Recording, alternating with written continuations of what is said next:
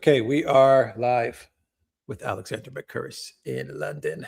Alexander, how are you doing? Well, watching all of these events in the Middle East with growing distress and horror, but obviously pleased to be here on this live stream with the community.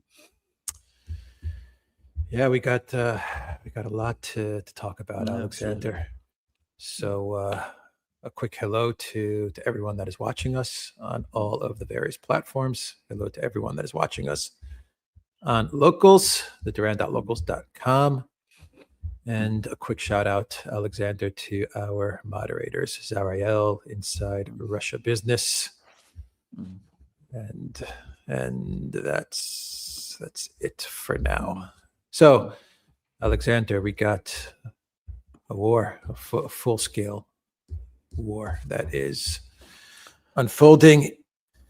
The Speaker of the House is saying that the U.S. is not at war, but Iran is at war with the U.S., but the U.S. is not at war with Iran. Strange statement for Mr. Johnson to make. Pete Hegseth and Kane, they gave a press conference and they updated the media as to how things are going. They're very positive. They're very positive that they've got this thing won. And they said within a week, they should have control of the airspace. And we're also getting news, Alexander, that they are now hitting the border, the western border of Iran, I believe, the western border. And they're softening up the border for the eventual incursion of militias. So we've seen this play out in the past. Absolutely. Syria, Libya. Absolutely. So your thoughts, Alexander, on everything that's unfolding? You put up a video just about an hour ago where you talk about how Tehran is just getting smashed. I saw that video. I watched that video, obviously. I watched that video. And it does look like the strategy is getting a little bit clearer, at least for the United States. My opinion is, and I'll simplify it, is that they're just going to try and level Tehran and level Iran as much as possible. Create as much destruction and chaos as they can.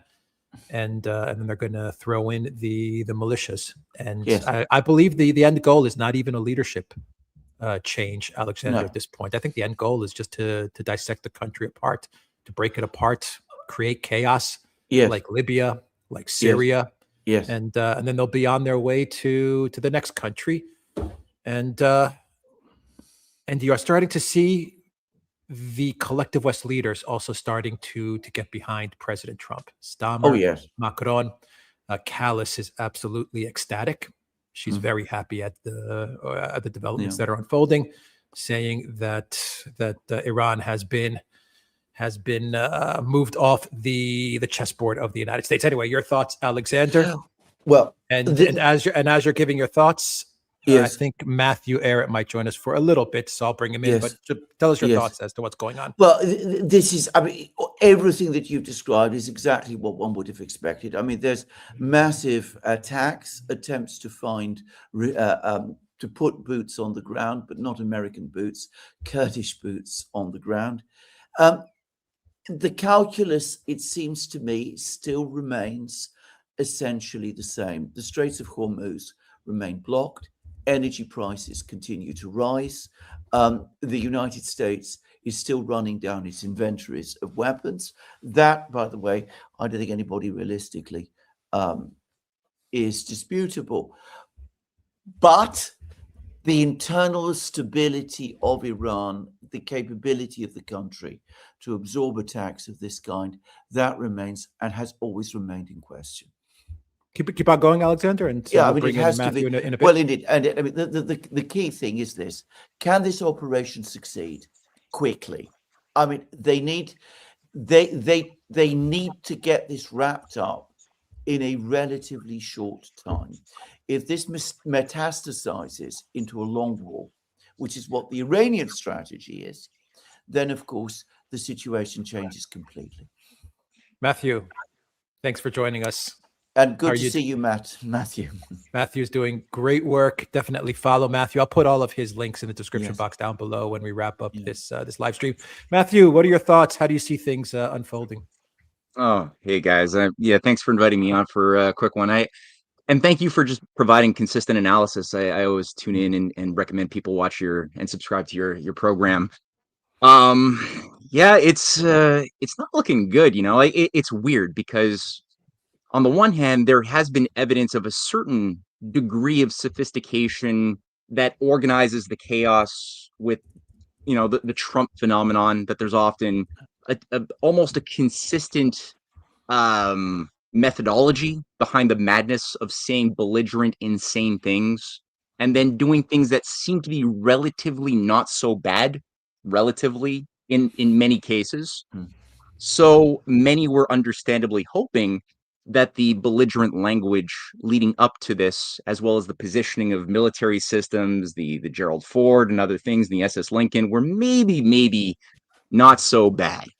Maybe there was something planned, like a surprise, like a Venezuela surprise that might result in just a quick end, or the 12-day weird war. You know, that is, as it turns out, not exactly what's happening. And there is a weird merger between, again, like I said, an evidence of something that has exhibited qualities of sophistication at the same time of complete incompetence that makes it difficult to speak about too thoroughly. What I can hold on to, despite the narratives that are being promoted, is that there are certain eschatological ideas that are in play shaping things. We know that there is a greater Israel objective, which I think does play into this. We have an invasion of Lebanon happening. You know, I think the body count is something upwards of 200-300 civilians so far in Lebanon. I don't know. I could be a little bit off. The numbers change and it's difficult to read.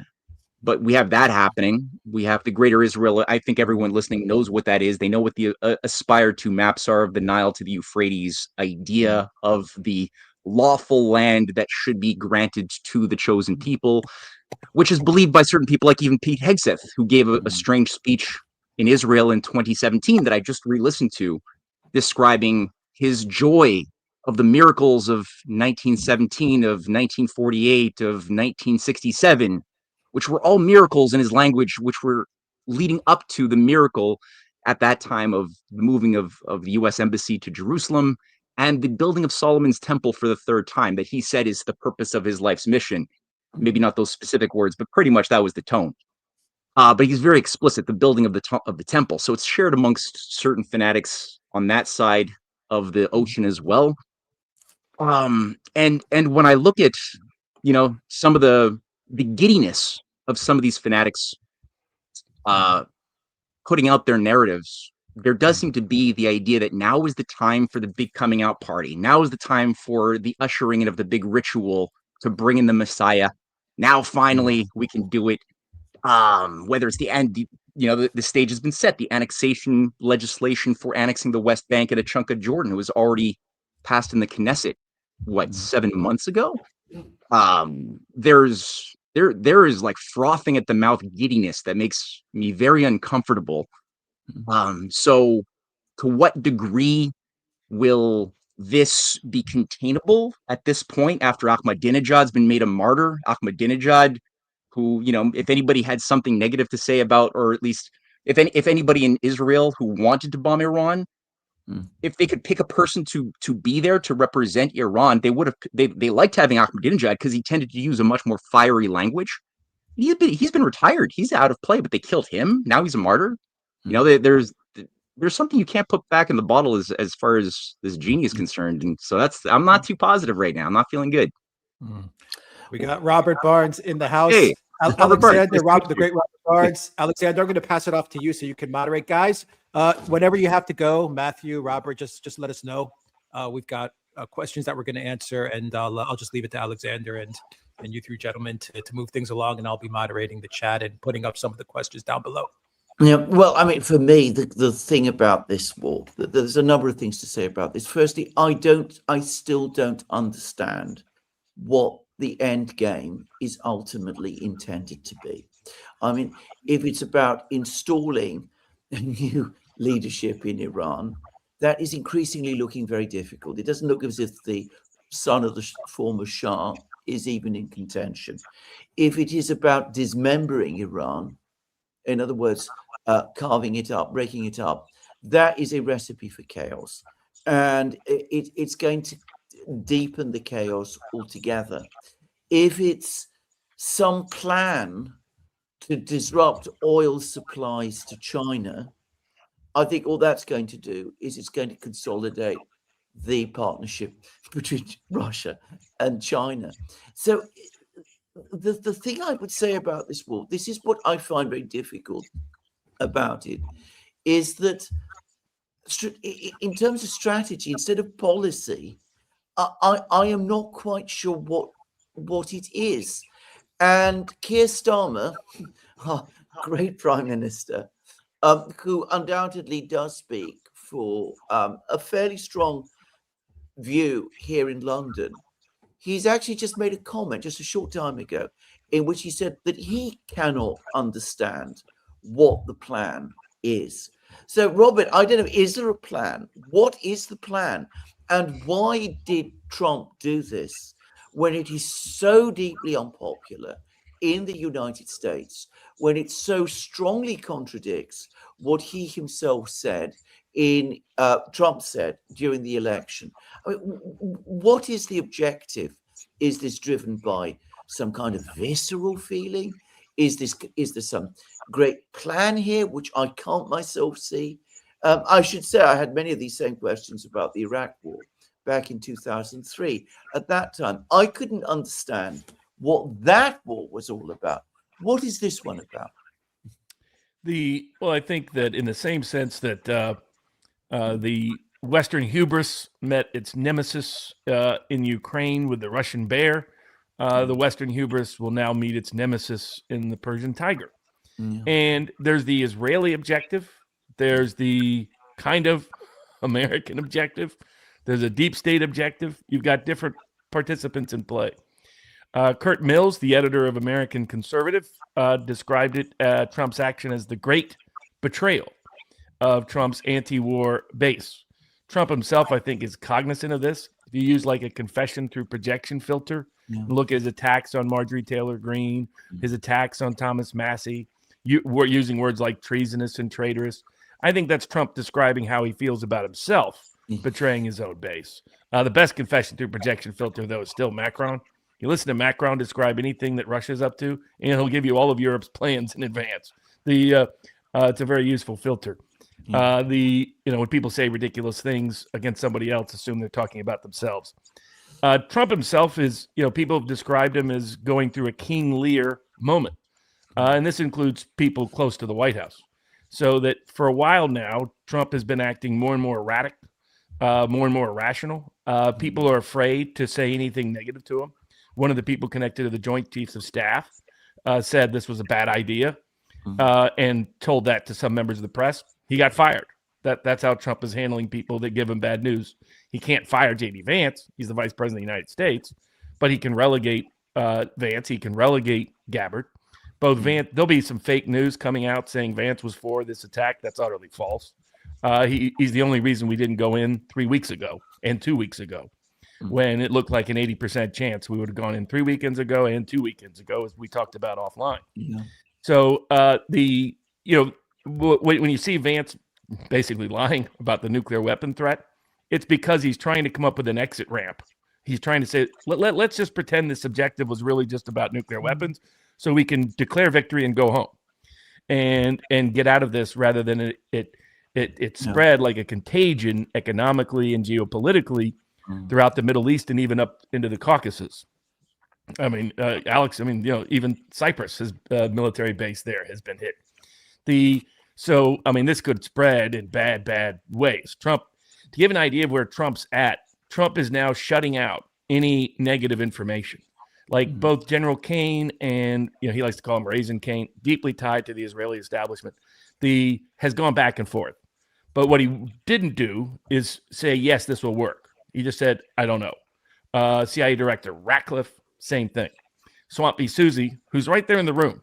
Why is the chief of staff right in the situation room, and in the Mar-a-Lago version of the situation room for a major conflict? I mean, what geopolitical expertise does she have? If you have any doubts about where Vance and Gabbard stood, and the Energy Secretary, right, The fact they got left behind Yeah. and left in D.C. tells you everything you need to know. Yeah. Vance can't come out and rebut these stories because he doesn't like to leak, and Yeah. he can't be perceived as anti his president. So he's stuck in a sort of no man's land while Trump torches the MAGA coalition. Trump was told politically this wasn't popular. So instead they went about intimidating pollsters, told them they weren't going to get any money from any Republican candidate or Republican PAC or Trump PAC, which has all the big cash, unless they shut up and started doing fake polls. So Insider Advantage is now doing fake polls. You'll start seeing Trafalgar's doing fake polls. You'll start seeing Rasmussen pretty soon start doing fake polls. The only person who refused that was Richard Barris, a big data poll, People's Pundit Daily, who has been warning about this all the way through. They even followed that up with threats. One of these people was sitting there with his mother dying on her deathbed and was being threatened by Republican officials that the Attorney General Pam Bondi would try to find something to prosecute him on unless he shut his mouth. I mean, that's how bad it is. And it's very it's almost like Arab dictatorship kind of mindset. In other words, you only want to be surrounded by people who are yes men. It's Trump is now Baghdad Bob. And that's why you're seeing such erratic, inconsistent, all over the place explanations as to the timing of the attack, as to the reasons for the attack, as for the objectives of the attack. And Pete Hegseth is busy playing Team America World Police from the South Park movie, talking about how wonderful all the death and destruction is.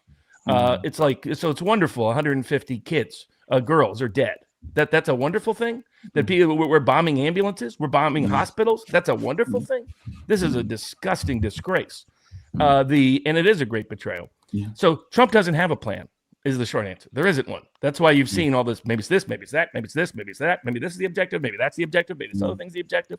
That's why there was no plan. Trump convinced himself that despite all the people telling him otherwise, that this would be short. This would be a weekend conflict. That we take out the regime and all of a sudden, magically and miraculously, peace and freedom would emerge throughout the Iranian world. The real objective, and Trump kind of implicitly, Rubio let this out of the bag when he said Israel was going in anyway, so we had to attack. In the most funny version of a preemptive war I've ever heard, it's proactive in a defensive way. Okay, whatever. And then Trump let the guy. He was like, well, we had some ideas of who might replace him, but they're all dead now. Well, who killed him? Israel killed him. Why? Because Israel's objective is not. Bibi sells the same pitch. Libya, Syria, Iraq, Lebanon, Gaza, all the time. We'll bring peace and freedom by what we're doing. His goal is not peace and freedom. The receipts prove otherwise. His goal is to have no rivals at all. And as Tucker Carlson reported, which I'm sure these governments are going to deny, but I have no doubts that Tucker is right, Israel was busy trying to do false flag operations in the Gulf states because they don't want the Gulf states to be rivals either. They don't want Qatar to be a rival, UAE and Dubai to be a rival, Bahrain, Oman, Saudi Arabia to be a rival. They want there to be no rivals in the Middle East. So them being on full display, the American umbrella of security has a bunch of holes in it because we care more about Israel than we do any of these countries we have mutual security defense agreements with. Israel would be thrilled at that. Israel's goal is for Iran to fall apart, collapse, into looking like a really big version of Syria, Iraq, and Libya. And that's why they're taking out everybody. That's why they're attacking civilians. That's why they're doing things that they know will backfire in terms of America's political interest, because this isn't for America. This is for Israel. The whole world knows it at this point. And even the Democratic Party is starting to wake up to the reality that their own base is now anti-Israel. That's why you see Newsom, the leading Democratic presidential candidate, out doing a full-scale denunciation of Bibi's Israel. So that political dynamics will continue to shift. Now, what's the real polls, like Patrick Basham at the Democracy Institute, I think they're published in the UK in the Daily Express, showed Republicans are not, if you had an honest polling data, Richard Barris is doing this in the field now, Republicans are not on board with this attack. No. Independents hate the attack. And of course, Democrats completely oppose. What that means is you get about a 20-25% support at the peak of propaganda. Now, you're going to see tons of fake polls from these bought-off, intimidated Republican pollsters. You're also going to see it from YouGov manipulating their data. Like back-to-back, YouGov put out two contradictory polls. For The Economist, they put out one set of polls, and then Barry Weiss's CBS puts out a totally fake new set of polls. The other thing that's also happening is a bunch of independent people who align with the Republican Party are now abandoning Republican identification. Gallup has already been tracking this in other ways. So what you're going to see is a shrinking Republican base, maybe more unified in support of Trump, but that's because it's shrinking. It's purification by subtraction. The independent MAGA vote is increasingly doesn't want to even identify as MAGA anymore. That's how, because MAGA is so Trump identified. Politically, it's going to be a wipeout. In Texas primaries yesterday, Democrats had the biggest advantage they have had in more than 30 years in a Democratic primary process. They outvoted Republicans, including even on election day. And this was because election day happened after the attacks.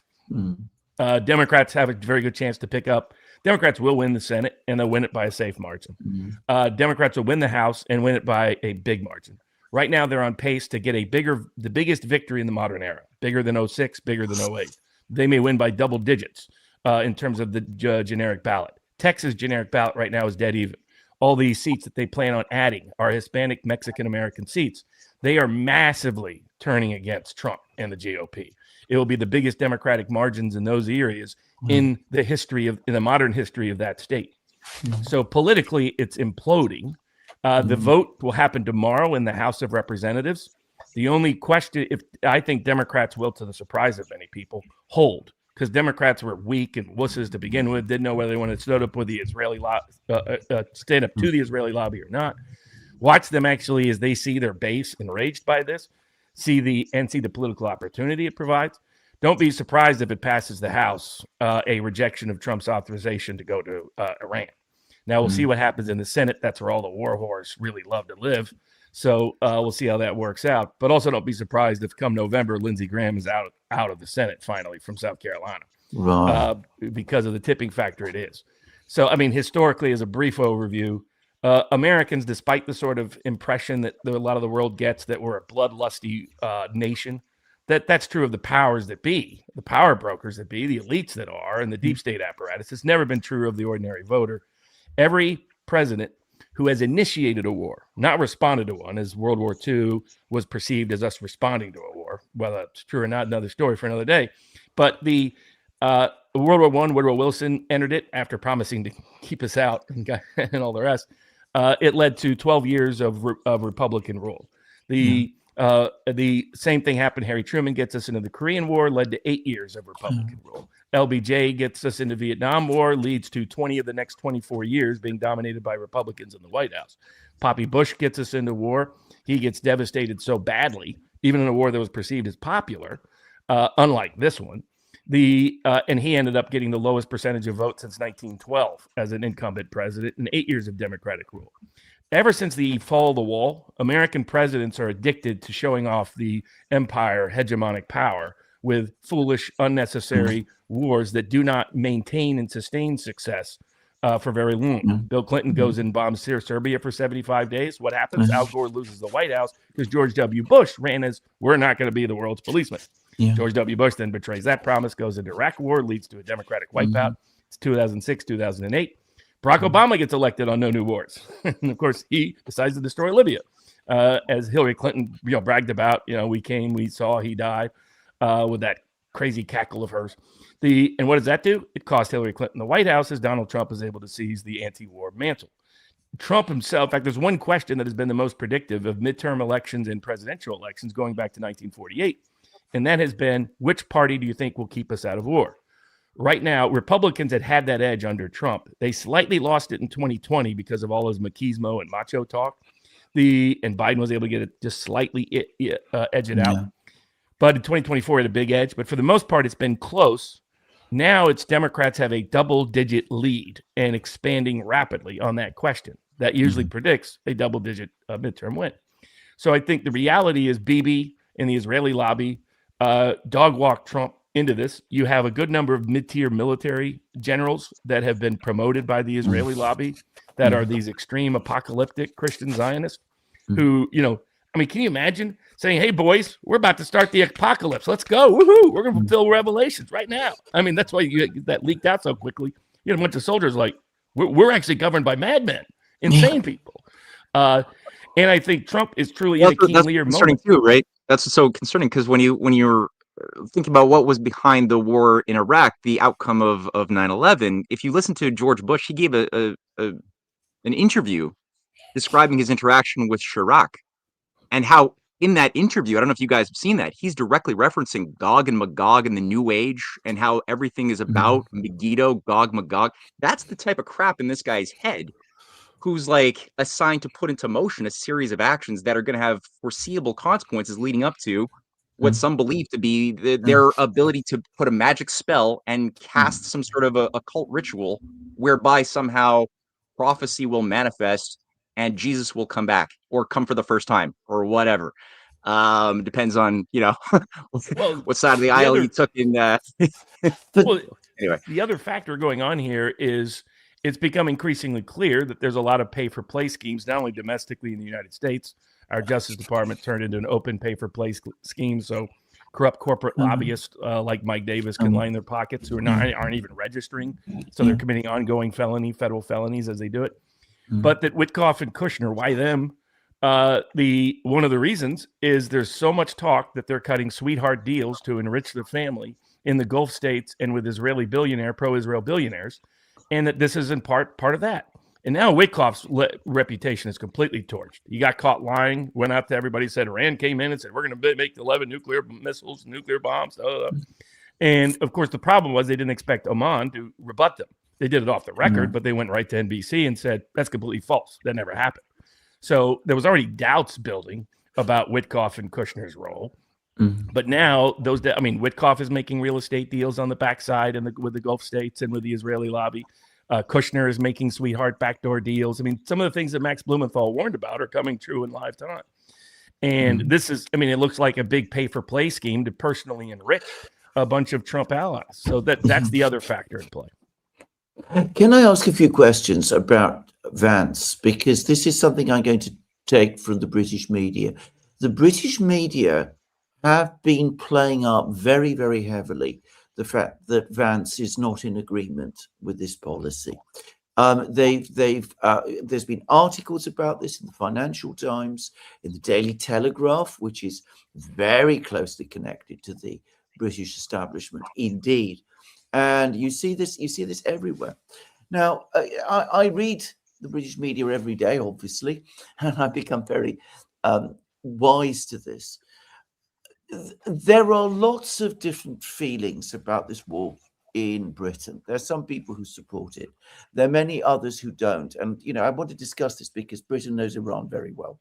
And we've had a very, very long history with Iran. We almost ran it down at one time. Well, we'll talk about that shortly. But there are many people who think this is a very bad idea, that the United States is getting drawn into something that isn't really going to help, and that's not going to turn out well for Britain or for Europe either, or for the entire period of the West.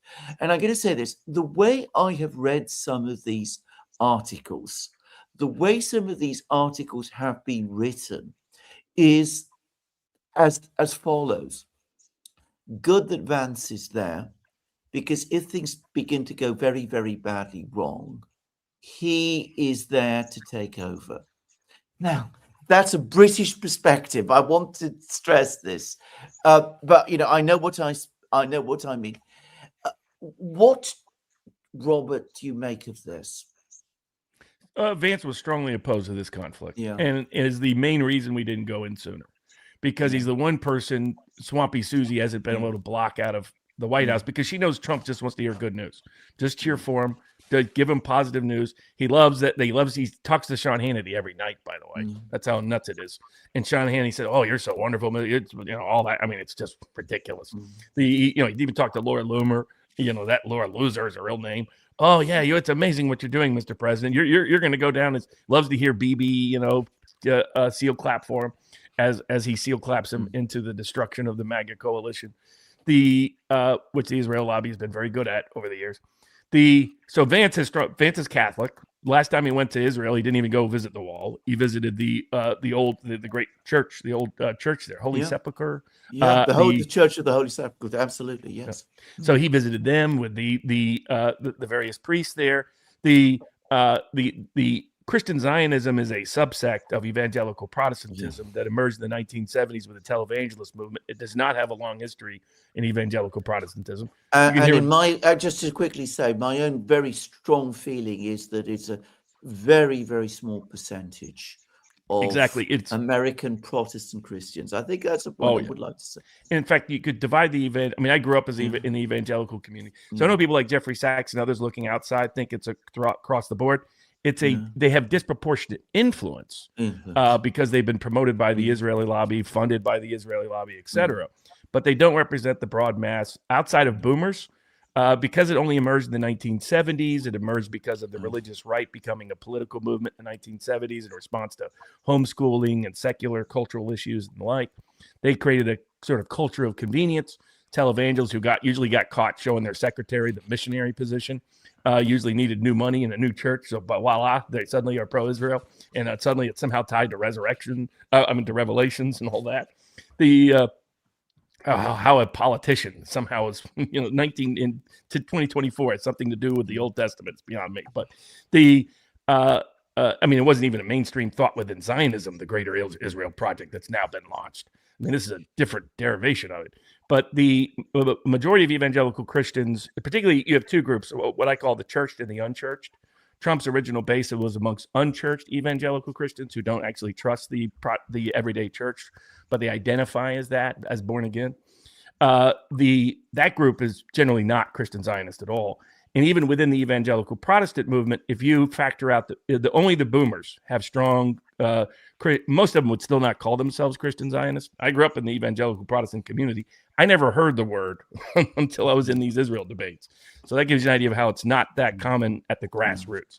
And amongst younger voters, this is why Charlie Kirk in part was turning against this Israel First agenda. It's actually a very small minority. So people who think there's this big popular voting base amongst evangelical Christians for anything Israel wants are totally wrong. A majority of young evangelicals oppose this. And in fact, many of them get enraged when they're told, like Huckabee tells them, that Huckabee represents that boomer con, old televangelist era preacher who believes in the Christian Zionist movement. He is a tiny minority in terms of the grassroots of the evangelical Protestant vote. And anybody under 50, right now, even amongst evangelical Christians under the age of 50, as many of them sympathize with the Palestinians as side with Israel. It's given it first time ever, Gallup polling's history, more Americans now sympathize with Palestinians than Israel in that conflict. And that's sympathizing with people affiliated or associated with, Hamas and Fatah and PLO. So that gives you an idea of just how much Israel public opinion has collapsed. Bibi Netanyahu is way underwater. He's approaching like the teens of favorability and approval in the United States. So this is a war that is going to stay deeply unpopular, especially as all the things unfold. To give you an idea of Trump's delusional state, he's out there pretending that something everybody knew. Daniel Davis, Colonel McGregor, you guys, everybody. Doomberg was writing about this on his Substack. And for anybody in the chat, it's Doomberg. I'm not quoting Bloomberg. I know some people got confused last time. So not Bloomberg, Doomberg. He didn't think we would go back in because he's like, we don't have the interceptors to sustain a conflict longer than 2 weeks. That's why we had to fold and beg for a ceasefire the last time. And yet Trump is out there pretending, the reality of the military-industrial complex in the United States is that we build expensive weapons because of this huge lobbyist enterprise where everybody gets a piece. So we build these big, fancy, expensive weapons that we can only have small supply of, and that we can't just ramp up. We don't have the industrial base to do it. We don't have the system of military procurement to do it, which you're seeing some on the right be shocked by these disclosures. That's what's being printed in Bloomberg and Wall Street Journal and elsewhere. It's that Trump was to pretend, no, we won't run out. We won't run out. Yeah, we already are running out. And there's no easy way to quickly replace it. The other sense of his delusion, he decides, well, I'll just replace Lloyd's of London with the Straits of Hormuz, and the U.S. government will now guarantee everybody's shipping, like somebody's going to be risk being taken to the bottom of the sea by taking up that insurance. He's like, well, don't worry. The U.S. Navy will be there to escort him. 1 hour later, the U.S. Navy comes out and says, no, we will not be escorting ships in the Straits of Hormuz because they would be sitting ducks.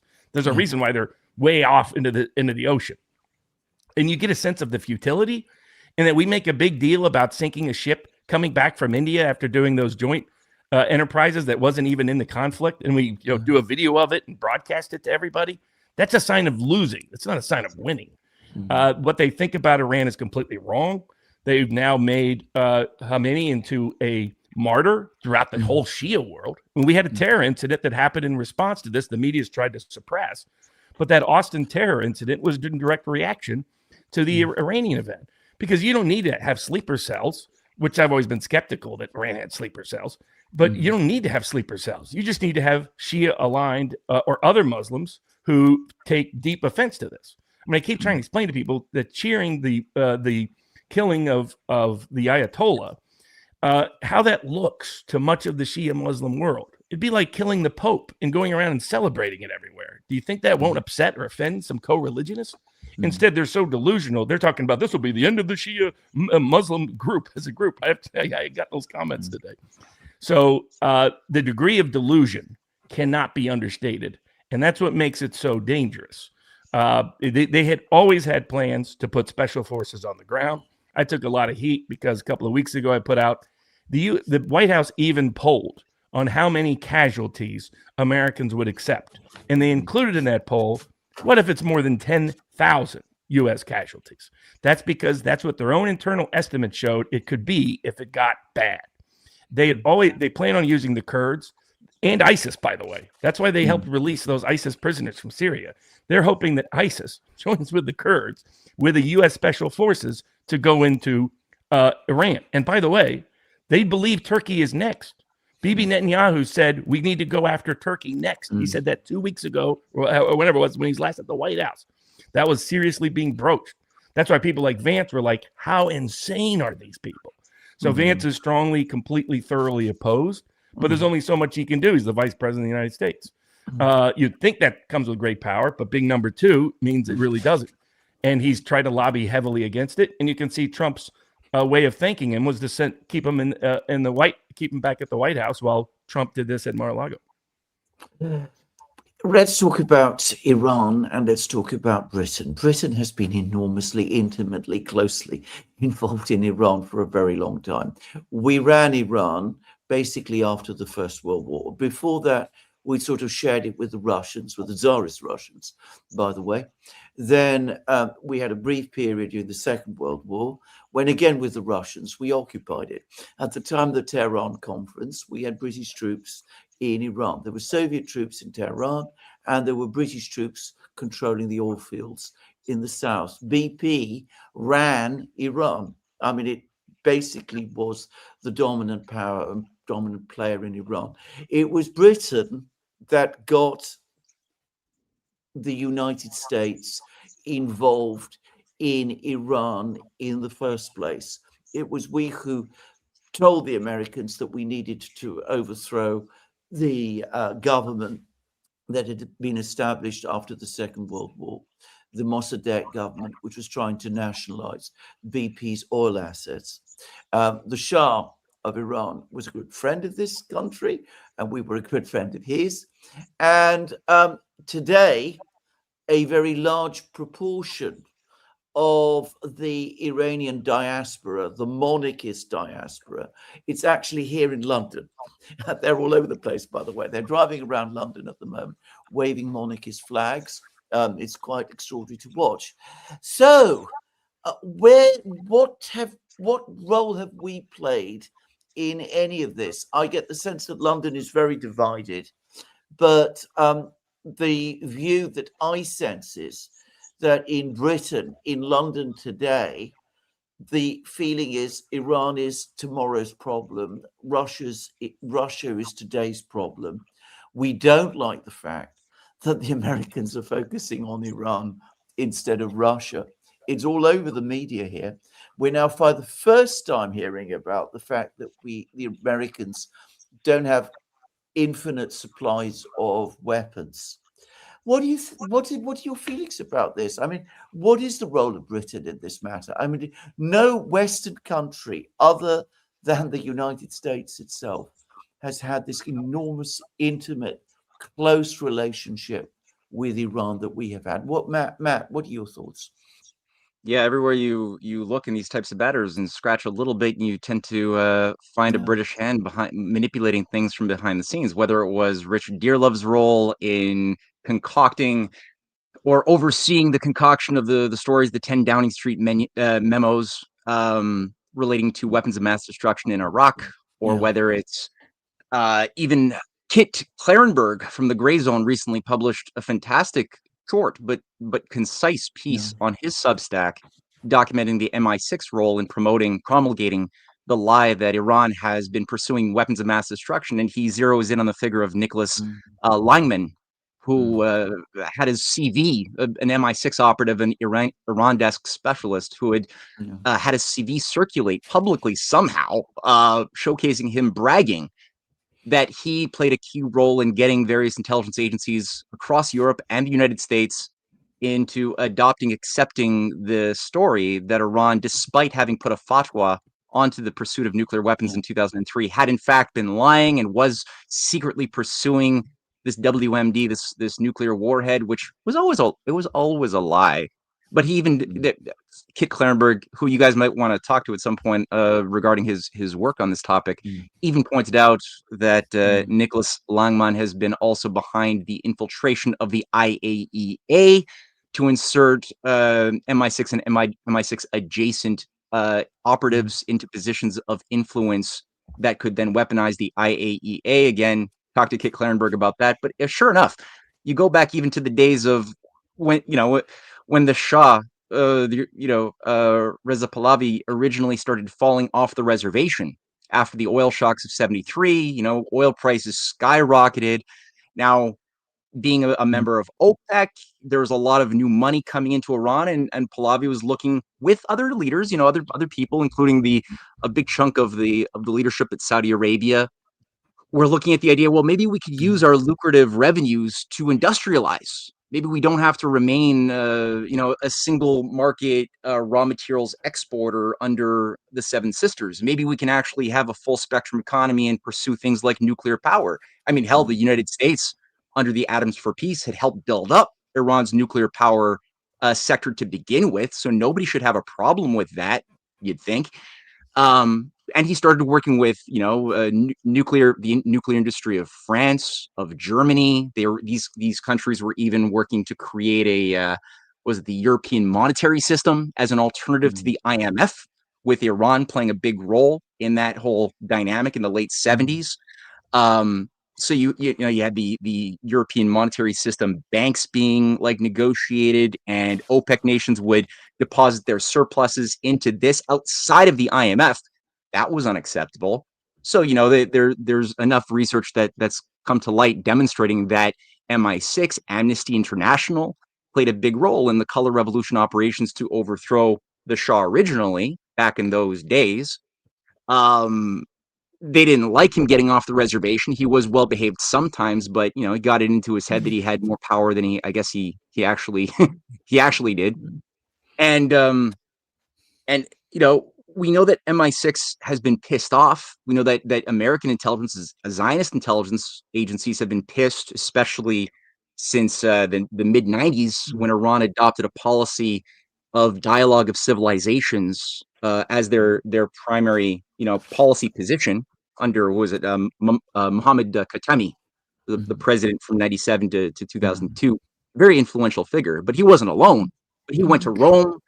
He started promoting this idea that Iran's new policy position, its foreign policy paradigm, is going to counteract what he could see clearly emerging through the Mm. followers of Samuel P. Huntington and the Clash of Civilizations Mm. doctrinaires, Mm. which was setting the stage clearly for what was going to be the onset of a new crusader ideology that was going to be unleashed by some false flag. No one could know at the time exactly what, unless they read U.S. policy documents and war game exercises that were like, gaming out what planes Mm. hitting World Trade Centers in the Pentagon were going to do like a year before it actually happened.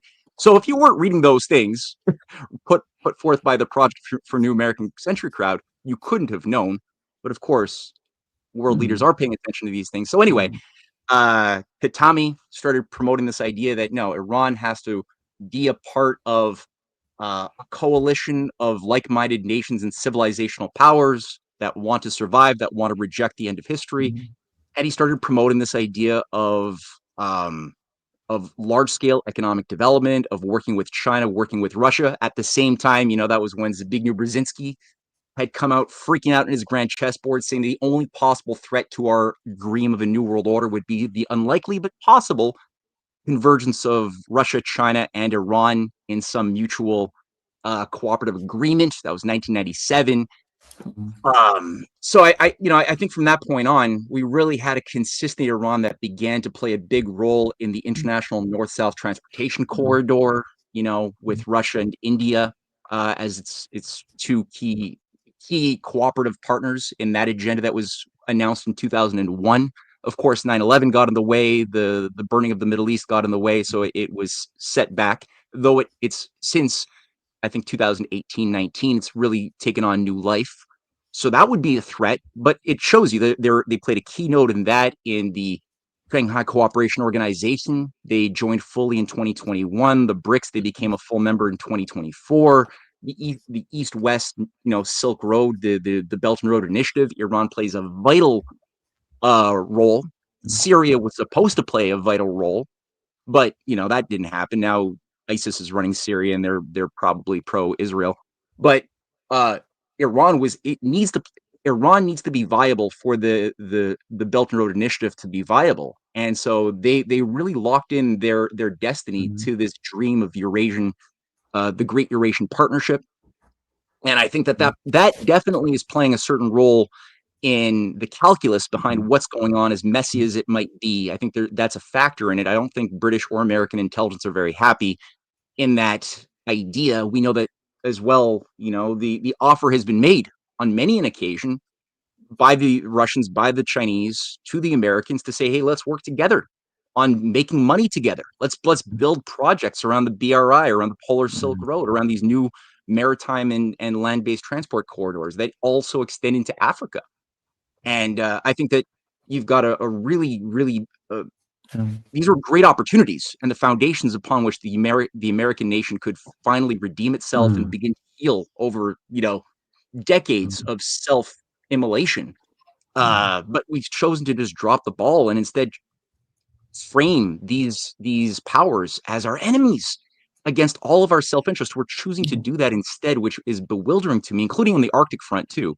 And I don't think you can account for why we're acting in such a insane way if we didn't look at British intelligence creeping behind the scenes, manipulating. But also,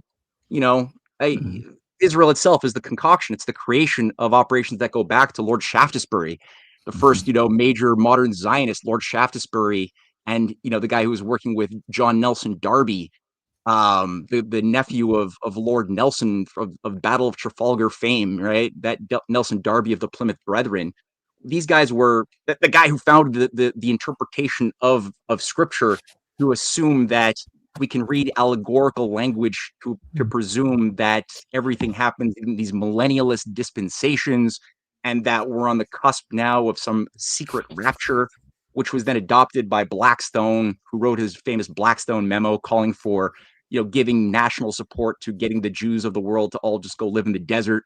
And then, this was adopted by Theodor Herzl as well, who also gave speeches calling for the eventual land being of the chosen people spread, which he didn't even believe in. He wasn't even religious. He's writing letters to Cecil Rhodes, the most immoral guy you could imagine, saying how much he admires Rhodes's successes in Rhodesia and how we could learn from that in settling the Middle East from, and dealing with the savages, the brown people living in the Middle East. But he wanted the Nile to the Euphrates idea that he included in his language. So it was there early on. Schofield, who was using Darby as well as his foundation for his reference Bible today, which supports John Hagee and all these fanatics who have seemed to have a big influence on a chunk of the U.S. military that do believe that it's their divine mission to usher in this weird new age that George Bush had been talking about. Very, very startling stuff. So I think that all of this stuff is, for people who say that right now, I'll end with this. I know that there's a lot of people justifying what's going on that I've been encountering amongst the MAGA influencer community, based on the idea that if the U.S. didn't do what they did, then Israel would have done it alone. And then Iran would have likely have started shooting American targets in response to Israel attacking Iran solo. And so we had to preemptively do it, says Rubio, and I guess Trump is saying that too. But I don't buy that at all. We were in positive negotiations, probably the most successful negotiations in Oman. Iran had agreed to everything requested, unlimited IAEA inspections if they wanted it. Like everything was going very, very well. And Trump had even made a point right when Soleimani was killed. You know what happened? Like, we were on the verge of a war with Iran in 2020 in January. Why didn't it happen? It's because Trump got on the phone from the Oval Office through I think it was the Swiss embassy, right, and directly had a direct line to the Iranian leadership and negotiated a de-escalation whereby they agreed, okay, you've got something that's renegade going on in your backyard. You know, they understood that, and they agreed to a controlled retaliation where they would give notice and strike a U.S. airbase. I guess it was or some military base in Iraq, I guess. And that would give the Americans time to remove their troops from the hit zone. That happened. Iran could then save face and say, okay, we got our revenge. Now we can move on with life.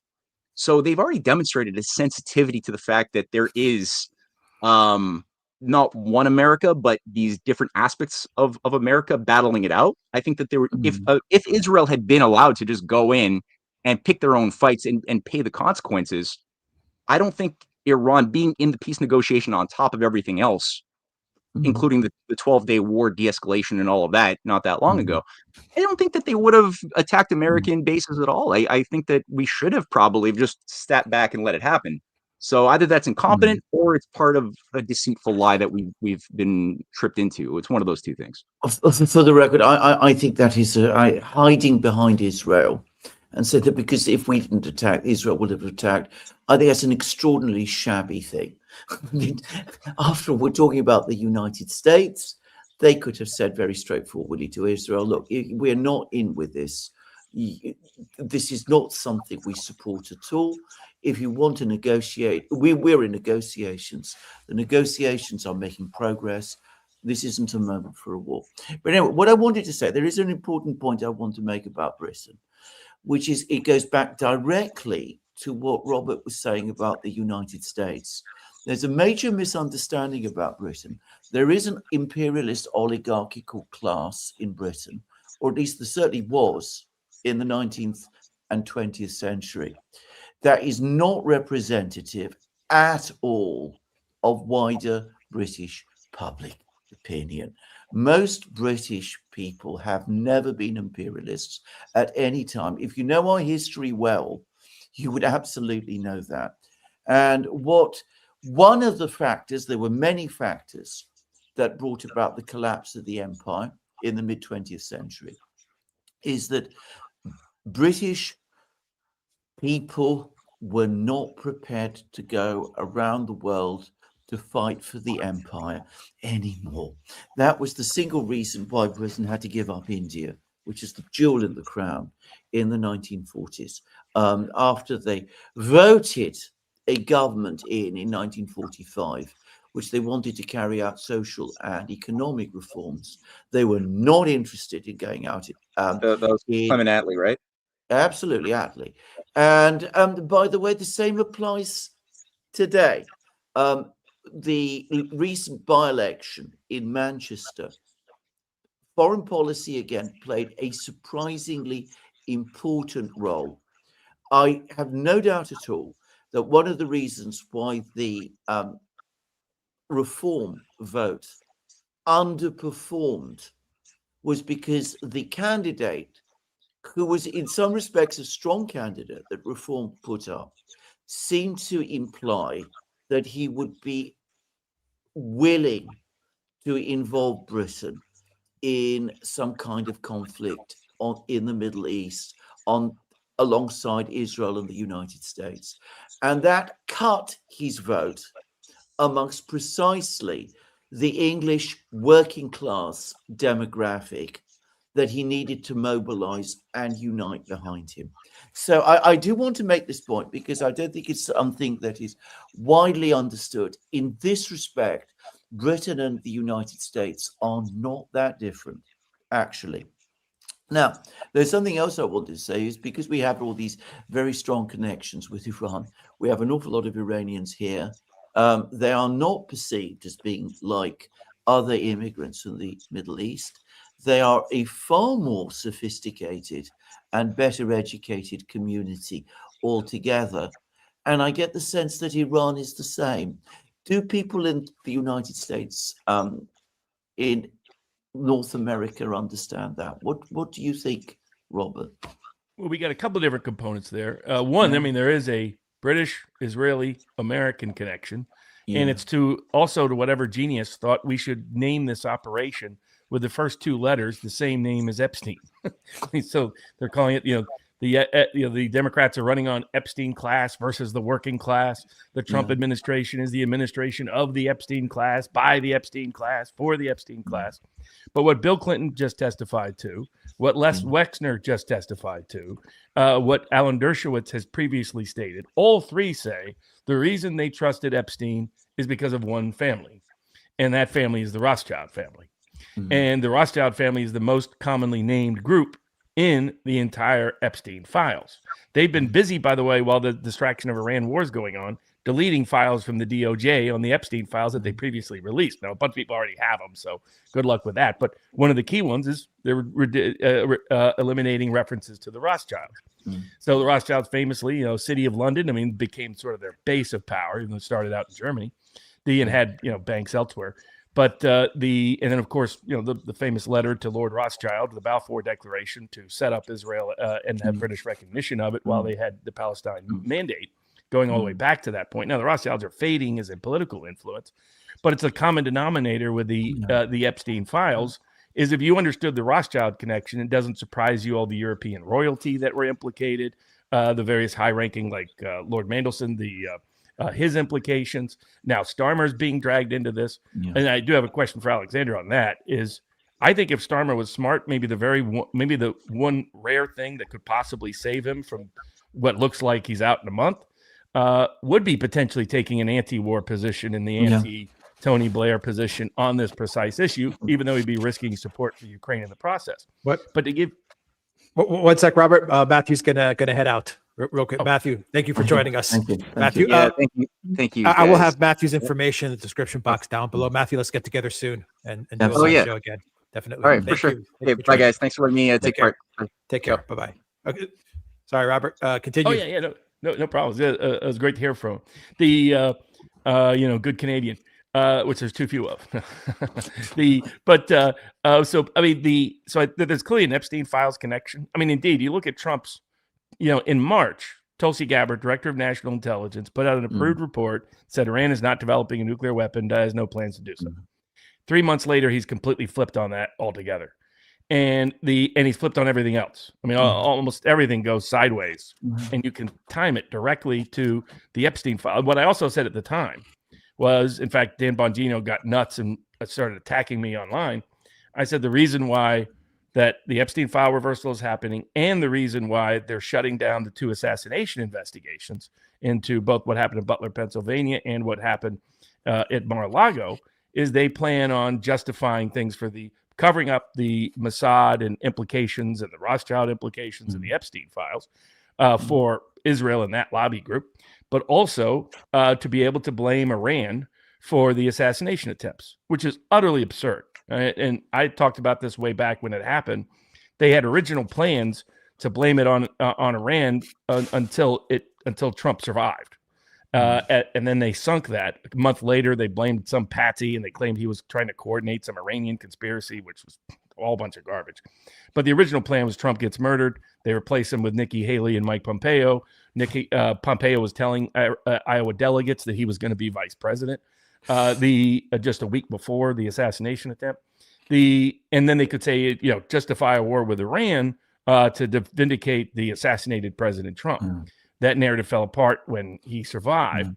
But the reason, as soon as they shut that down, they said, okay, they're planning on, again, blaming Iran, in part to get into Trump's head And you can see this, Hegseth is out there saying that Iran tried to, it's total garbage, total garbage.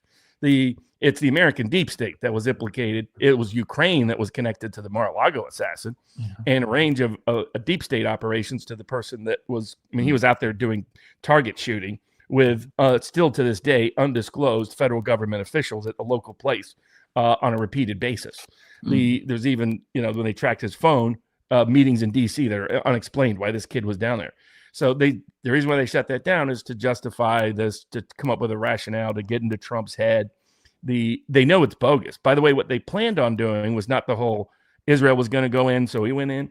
They originally going to circulate a story that they had found that Iran had a dirty bomb, and Iran was going to use a dirty bomb on some U.S. military base. And they got cold feet because people were like, that's such an obvious WMD lie that it's probably not going to sell well when it gets unravels in a month. So they dropped it at the last minute. But they didn't have any excuse because they can't come out and say, we're doing this for the Israel lobby. They can't overtly say that, even though Rubio kind of let it slip and then had to walk it back. Trump himself was like, no, I just wouldn't do it. And now you see Witkoff spinning his lie. Which destroys not that there was much credibility anyway. It appears to me that we timed the assassination of the Ayatollah to be when they were meeting on the negotiations again. And I get the Ayatollah, he wanted to be a martyr, but he wouldn't have had his granddaughter there if he knew that was going to be an attack. This was another sabotage. Clay Travis was bragging about this, that moron that they used to replace Rush Limbaugh, about how wonderful it is that we murder people in the middle of negotiations. It's just, it's a degree of delusional insanity that, again, I know people have doubts about Vance. I know firsthand Vance was opposed to this conflict, so I have zero doubts about that. And I know because also, as Daniel Davis has reported, Colonel McGregor, other people who have their own sources, the only reason they didn't go in, Larry Johnson has reported this, that Gabbard and Vance were the only people consistently opposed to going in. They were the ones that forced Trump to ask the Pentagon, to ask Ratcliffe, can you guarantee this regime change will magically occur with just one bombing? And that's why they had to back off. And there was more, the Washington Post reporting, there's generals considered resigning. And I get people saying, why don't they just resign? You're asking them to give up all political future by doing so. So I get it, but that's not the easiest thing to ask of someone. And they believe they can still make a difference, that they can inhibit the worst instincts, that they can find exit ramps. Tulsi Gabbard believes she can expose all the dirty secrets and family jewels of the deep state if she stays around, even if her advice on intelligence is ignored. So that's what their logic is. We'll see if it works out for them. But the Rothschild connection can't be. It's really the Epstein war, and you're even seeing Iran media run with this. Professor Mamdani talk about this. So this is the Epstein class versus Iran. This is the pedophile protector class. It's amazing. I know we discussed it like 6, 8, 9 months ago, and a lot of people are like, this Epstein thing is a nothing burger. People are using it as a description of the ongoing conflicts in the world. So, but do you think, what if Starmmer decided to take a big anti-war position? Could that salvage him in the UK? Probably not by now. I think he is such damaged goods that it would be difficult to do for Starmmer to do anything that would pull things round. But if he had any political nous, that's exactly the line he would take. But of course he isn't, because he's not got that kind of political mind. He doesn't have that courage.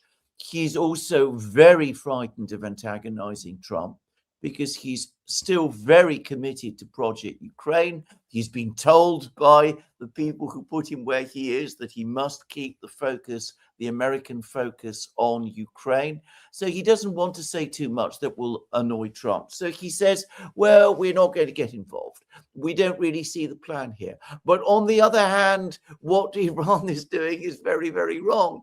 And, if it falls and the regime collapses, well, that's a wonderful thing too. And he's trying and failing, because this is Starmmer. He always fails in everything he ever does. It's difficult to convey again to people in the US what a profoundly incompetent politician Keir Starmer actually is. Anyway, he is failing because he's not managing to satisfy anybody.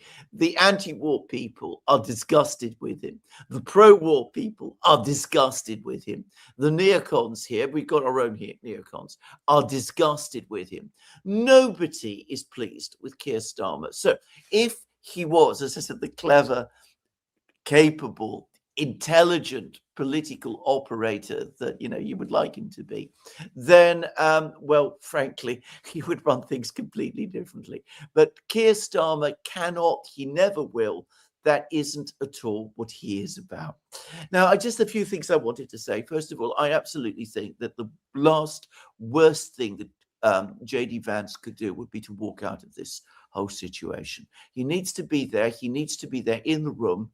As I said, I do get the sense that there is within Britain, within the very complicated political class that we have here in Britain, a feeling that if or perhaps when things do start to go very, very wrong indeed, we need someone like Vance in the administration to pull things together, to sort it all out, to try to deal with the president himself, if that's possible, and to basically find the off-ramp, not for Trump, but for the United States and for the collective West and for Britain too, that we might very well need.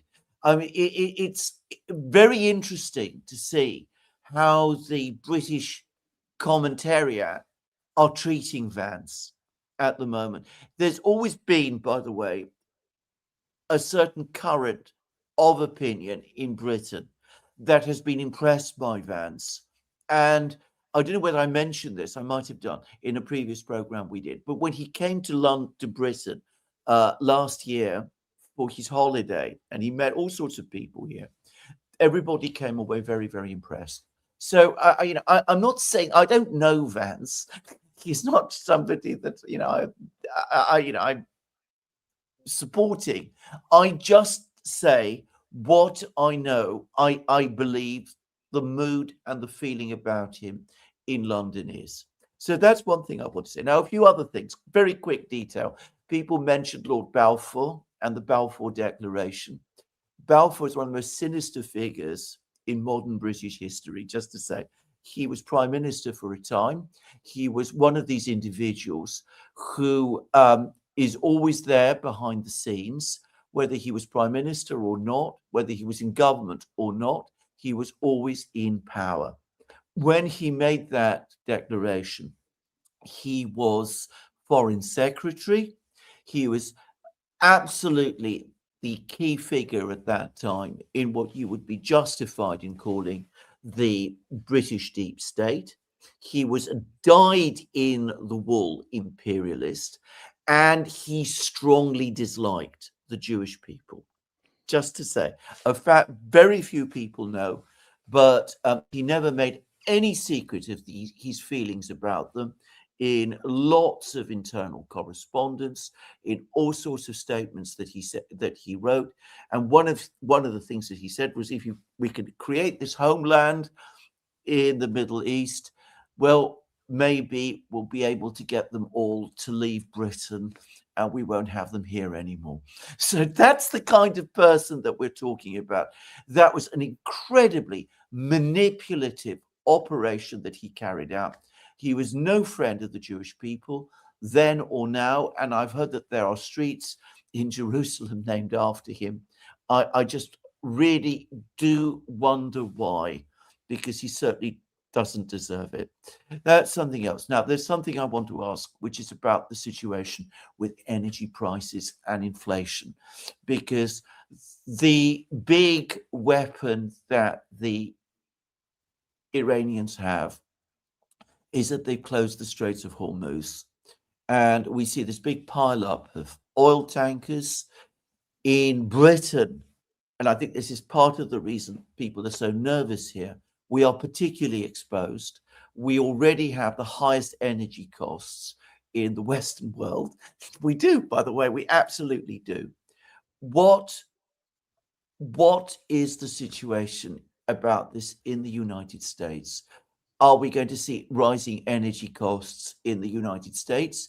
If this continues, what will the political effect of that be? Usually when there's two major problems. By the way, Trump had convinced himself, just like he'd convinced himself that they wouldn't attack our bases in the Gulf, which is just insanity to me, but that gives you an idea of the delusional disconnect with Trump. Yeah. He'd also convinced himself the Straits of Hormuz would not be closed. Last time when they went into Iran, those of us who had given advice through Vice President Vance said, look, they will seek to close the Straits of Hormuz. Once he saw that was happening, remember, Trump tends to confess himself what he's concerned about by his truth posting. He has almost no self-control. Remember, he was like, drill, baby, drill, drill, baby, drill. He's panicking, and that's when the ceasefire soon happened. And now his reaction to the Straits of Hormuz being closed is to pretend it just can't happen. But, we'll insure them. We'll send the U.S. Navy in. Again, right away, the U.S. Navy said, no, we're not doing that. So that gives you an idea of the disconnect. He's calling in Raytheon saying, hey, can we magically start building all these weapons right away? The supply chain just ain't there. And that doesn't even get into China potentially cutting off rare earths again. We already have a problem with that from their prior cutting off of rare earths. Yeah. We got weapons and other things that should have rare earths in them that do not, that are creating potential risk for us. But you can expect in the U.S. mass propaganda on all of this. There'll be fake polls from CBS. Now the same group of people, the Ellisons, who are huge Israel firsters, are buying CNN because they removed Gail Slater from the antitrust division, so that'll be a big scandal down the road because of how that went down. But so you'll see a lot of fake news. You'll see only positive stuff. I mean, we'll be back to like Iraq War II and Iraq War I, where the media will just talk about the U.S. winning and will downplay everything. Like they said, the Abraham Lincoln wasn't hit at all. The carrier wasn't hit at all by Iran. Well, then why is it moving backwards? If it was comfortable and they couldn't reach us at all, why is it moving back? Those three I think it was F-15s that went down on the Kuwait Iran border. We had 3 friendly fire incidents back to back to back. Or was that Iran weapons being effective? We'll deny everything. Apparently, we've been hitting. Apparently, they painted. Iran had painted things that looked like missile launchers from the sky. And so we're like, look at how, wow, we hit another painting. Wow, we hit another one. They'll pretend it's otherwise. The fact that we're even publicizing taking out that Iranian tanker or Iranian frigate off of the Indian border gives you an idea that if we had all these huge successes, we would be broadcasting them. And instead, we're not. But you'll just see a massively propagandized perspective. They'll try to do the same on gas and oil. The problem is, at some point, it reaches the pump. Already, I think Duberg said if we didn't have this conflict, prices would be at $55 a barrel. We're already, I think, at 77 and climbing. And then that doesn't even get into the natural gas problem. Qatar is shutting it down. I mean, the biggest impact on the natural gas will be Europe, but ultimately that radiates out. So typically you get a price hike, but sometimes what happens with the price hike is it doesn't necessarily translate to lots of inflation. It will at the pump. It translates into deep recession because industries can't afford to be able to sell their goods at that high cost of energy. That's why we've kind of seen in Germany. The deindustrialization of Germany is their response hasn't always been price hikes. It's been, we can't afford to build. We can't afford to make. Yes. And I think that's as co-equal a risk with an economy that's already fragile. From a working class perspective, we're in a recession. The AI, equity boom has kept the GDP. Some estimates say almost all the gain in GDP has been AI. Some say half, some say a third. However it is, they've been able to keep that up, but it hasn't translated to ordinary voters. Ordinary voters are as negative about the economy as they've been since the global financial crisis of 2008, 2009 in terms of working class people, what they can afford. And Trump made such a big deal about, hey, gas prices are under $2, everybody. This is how amazing I am. It's already starting to spike in the United States. If it keeps spiking, it's something everybody sees because they see it every time they go to the gas pump because we're very much a car-driven country, more so probably than Europe and some other places, which is a whole nother conspiracy theory for another day. You can watch Who Framed Roger Rabbit for a little bit of that. But if you did, so I think it either triggers recession or it triggers price spikes that they can't ignore. And by the way, you can expect tons of fake stories about how Iran's about to fold, Iran's about to capitulate, Iran begging for a ceasefire. They did that today to try to keep the markets calm. It's the reason why Trump loves to do weekend wars. He loves to do weekend wars because he thinks, well, we'll have it all wrapped up before the markets open on Monday. And the markets have been up and down around the world, but they usually get a boost because Trump will leak. Oh, Iran's about to cut a deal. Iran's about to see. They'll do this as often as they can until somebody finally figures out that when Iran says they're not negotiating, it means they're not negotiating. I mean, they can't at this point. It's an existential battle for them. So I think all of this is, and for ordinary voters, when they start, I mean, well, the big problem will be U.S. casualties, and we'll lie about that for as long as we can. Daniel Davis has good sources. Colonel McGregor has good sources. So, follow them for independent information on this. From what I've heard, the number of casualties is already much higher than is being reported. I think we've only admitted 6. My understanding is it's in the hundreds. And so Iran's claiming 500. Probably it's closer like 100, something like that. But that's what I've heard. But follow Daniel Davis and Colonel McGregor for that. They have sources directly in the military. But we'll lie about that as long as we can. We'll lie about all of it as long as we can in order to try to run cover. The question is, in a world of independent information, like this is the first sort of U.S.-involved major war when the internet is fully available and accessible to people globally. So how much can the mainstream media and the institutional media keep Americans in the dark? The other factor is Americans are so accustomed to being lied to about conflicts, about what's going on in those conflicts and why we got into those conflicts, that there is a deep built-in skepticism. So they will look to independent information even more. And what we'll do is further undermine Trump's credibility. I mean, Witkoff's credibility is gone. I don't know why you could even use him anymore with any negotiations anywhere. I don't know why anybody would trust us at this point, unfortunately. I mean, I get the Russians may see this as cover for other reasons, so they don't really care that it's all fake. But there's no legitimate reason right now to trust the Trump administration in negotiations. But I think on the oil and the gas, I think it will be I think the price is only going to keep going up because I don't see Iran quitting. I don't see Iran capitulating. And I don't see us being able to free up. I mean, they're already closing up. There's going to be derivative effects. Like I think it was a major aluminum factory that they got shut down and said it will take them a year to get back up because of the energy issues. So, I mean, there are alternative pipelines that are being, and Iran is hitting some of those at key points at key ports. They clearly had a very detailed, sophisticated plan, which, by the way, Trump just ignored. He was told this. And he was like, no, I'm going to pretend that doesn't exist. I always call it memento memory after the movie Memento, not to give away the ending if anybody hasn't seen it. But, the character Memento basically loses his memory every night. So he writes fake things to himself so that when he wakes up the next day, he can believe something that's totally fake as legit and true. And so it's this capacity of the human mind to suppress any dissident information. Trump, that's what I mean by his King Learish mindset. The degree of madness infecting him, not just hubris. He is locking out any bad news and believing any good news. And he'll try to do that, propagandize that to the country as well. I just don't think it will hold for very long because the country's not in a position to take it.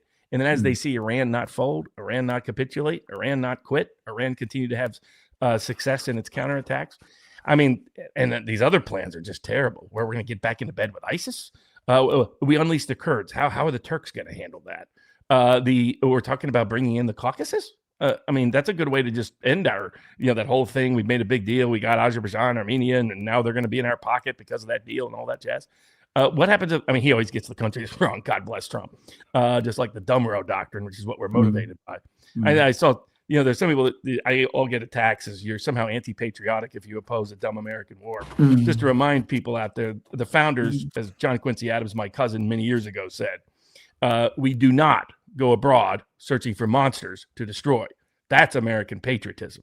American patriotism is not a betrayal of the principles of our founders, just FYI. But I think we're looking for a shit show on steroids, and I don't think it's going to get any better. The question, what do you think? Do you think it could spread to the Caucasus? How do the Gulf states react if Bahrain is already a rebellion? Saudis are sending in their military forces. What if that fails? There's a substantial Shia minority in Saudi Arabia. There's a Shia-aligned groups in Nigeria. There's people all around the world that have Shia ties. How much could this continue to extend, expand, and get radioactive? Not nuclear, I hope, thank God. But how much could this just spread in terms of a real regional conflict that brings in the Caucasus and other parts of the world? It's the possibilities of this are very great. I mean, I don't know what is more dangerous, the success of this operation or its failure. I mean, if it fails and you're left still with a government in Iran that is in control of the country, well, you can at least move on from that. You can perhaps at a future time find somebody there that you can talk with and you can do a deal with them. I mean, that's a theoretical possibility. But if this succeeds, if there is a systemic crisis in Iran, if the country breaks down, if it starts to be subdivided into various parts, then of course you have chaos. And I don't see the chaos is good for anybody. It's not good for the Central Asian states. It's not good for the Caucasus. It's not good for Azerbaijan. It's not good for Turkey. It's not good for the BRICS states. It's not good for the Gulf states. It's not good for anybody. And the point I think you made earlier about a mass movement of people towards Europe, you know, huge renewed refugee flows. Absolutely. So as I said, I don't know which of the two outcomes I fear more. The one outcome that I think is extremely unlikely is that we'll have some kind of regime change in Iran, which will bring to power in Iran a government that is friendly to us and which is able to keep the country stable. Again, I don't think people who understand the region and the country and the history of the country well really can believe that that will happen. If it does happen, if by any possible chance it were to happen, it would be therefore only, I think, a relatively short time. So that's as I said, I think a point I want to make. Now, as for the bigger, you know, more long-run implications of this and who's particularly to blame for this affair and whether there's a way of getting out of it or how the war is going, I'm going to say something. There is so much disinformation already from every conceivable side that it's very difficult to know exactly what is happening. But one thing I do know, Tehran is being very badly bombed. I mean, the destruction in Tehran is appalling. That's all over the British media yesterday. It was terrible. The other thing I know is that the Straits of Hormuz is closed. Now, neither of these things promise good outcomes. I wasn't aware that the US Navy had said that they are not prepared to provide escort duty for ships. It doesn't surprise me at all, but that appears to leave open the possibility of an indefinite closure of the Straits of Hormuz, in which case we are going to have a deep economic crisis in Europe. Also Qatar, absolutely. Alexander, for Qatar. the gas. They announced, The Reuters said that it's going to take, even if they started it today, it would take 2 weeks for the gas to get back online, which means that Europe is just screwed. That exactly. Absolutely. Now, the other thing, the one very quick further point I wanted to make is that about the breakup of Iran, which is, nobody should say that this is impossible. If you know the history, one country consistently opposed that. Which country was that? It was the United States. The United States, in fact, they worked very hard in the 1940s to preserve Iran because they knew perfectly well that the disintegration of Iran, a huge country, would cause enormous problems throughout Central Asia and the Middle East. Who wanted to break up Iran in the 1940s? Joseph Stalin. He actually tried to chop up Iran, to take various bits of it, to unite it into the Soviet Union at that time, which had been a disaster, by the way, and it wouldn't have worked well. And the US told him, look, you've got to stop. If this cannot continue. He had his troops actually inside northern Iran at that time. And it was the United States that told him, you've got to get them out. And he pulled them out. That time, the US had the nuclear monopoly, and he did not. So for the United States to today foment the breakup of Iran is a complete reversal of its historic foreign policy towards Iran, and would be, I think, a disastrous mistake, as the far more competent leaders that the United States had in those days, people like George Marshall and others, understood perfectly well. Robert, Alexander, could I ask both of you guys a quick Yeah. question? Yeah. What did you make of Hegseth's press conference and Kane's press conference today? They Mm. put a very optimistic, positive spin on things. Hegseth said that in a week they'll have the airspace secured, and they started to talk about Iran's usage of missiles. That over the past couple of days, Iran is firing less missiles and less drones, and this shows that that their military is fading. I just wanted to get your opinion because it was a very optimistic and positive spin to how the war is unfolding. So, Robert, Alexander, I was watching and I was thinking, at the live stream, I'm going to ask them what they thought of Hegseth and Kane. Well, Hegseth is, by his own confession, you can watch the Sean Ryan interview he did back right after the election, as a recovering neocon. And now, instead of a Duran cup, he's got a little CIA cup, and he's drinking that neocon liquor again. His job will be to go out and BS everybody on a daily basis. It'll be worse than Rumsfeld. Remember, who was predicting, said all kinds of things were happening that weren't happening. And that's why, and the blitzkrieg will come at every level. Now that they got the Ellisons in charge of CBS, and they're about to get in charge of CNN, you're going to see propaganda on steroids of people that, some Americans don't recall this degree of it, this intensity of it, unless you were around for Iraq War I, especially. But remember, mission accomplished, Iraq War II, George W. Bush on that ship. You're going to see bombardment of propaganda saying it's going great. Now, at the same time, he said it's going so great that now maybe it'll take 8 weeks. And it's going so great that a range of other things that, that we're supposed to have air dominance. When were we supposed to have it, like 3 days ago? Now he's saying, well, maybe a few more days. It's kind of like COVID. 15 days to stop the spread, to flatten the curve. It's going to be 15 days, at 30 days, at 45 days, at 60 days, at 75 days, at 90 days. And unfortunately, Trump and nobody else on that side of the aisle is taking the J.D. Vance exit ramp. Just say it was all about nukes, get the heck out. Just say it's all about nukes. Hey, we destroyed them. We destroyed the nukes they never had.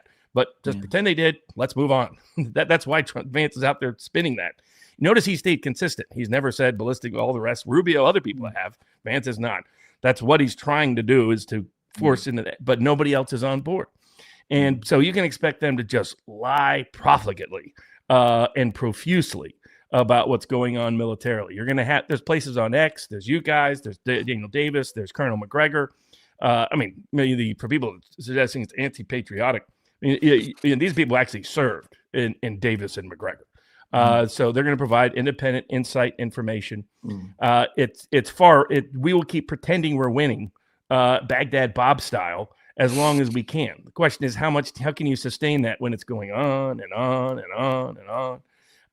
When Democrats start to realize, and vulnerable Republicans start to realize, that vote may pass tomorrow in the House. I know 2 other congressmen, Thomas Massey, if Democrats hold, and Thomas Massey joins, they only need, I think, 2 more. And I already know 2 people that are inclined to vote against the authorization. So they're nervous because of the political pressure being brought upon them. Yeah. But over time, that anti-war sentiment's going to grow and grow and grow as the lies keep. It's such a mistake to just go out and lie and lie and lie and lie and lie with an active war that the world can see we're lying about. We pretended that our radars didn't get hit. They did. Because even the New York Times is starting to confirm these things. Other sources are starting to confirm these things, because in the modern internet age, it is very hard to suppress information. But just remember, there's a Trump administration that just 6 months ago believed Russia was losing 30,000 soldiers a month and Ukraine was losing next to none. That's the level of delusional nonsense they're capable of. And my biggest concern is that Trump is convincing of himself even more and more that anything good stays, anything bad disappears, even if the good is a lie. I'm afraid I agree with all of this. My memory, unfortunately, extends all the way back to Vietnam. I can remember the optimistic things which people were saying, that the losses on the other side are enormous, that we're making all sorts of gains, that everything is coming together well. And of course, it wasn't true.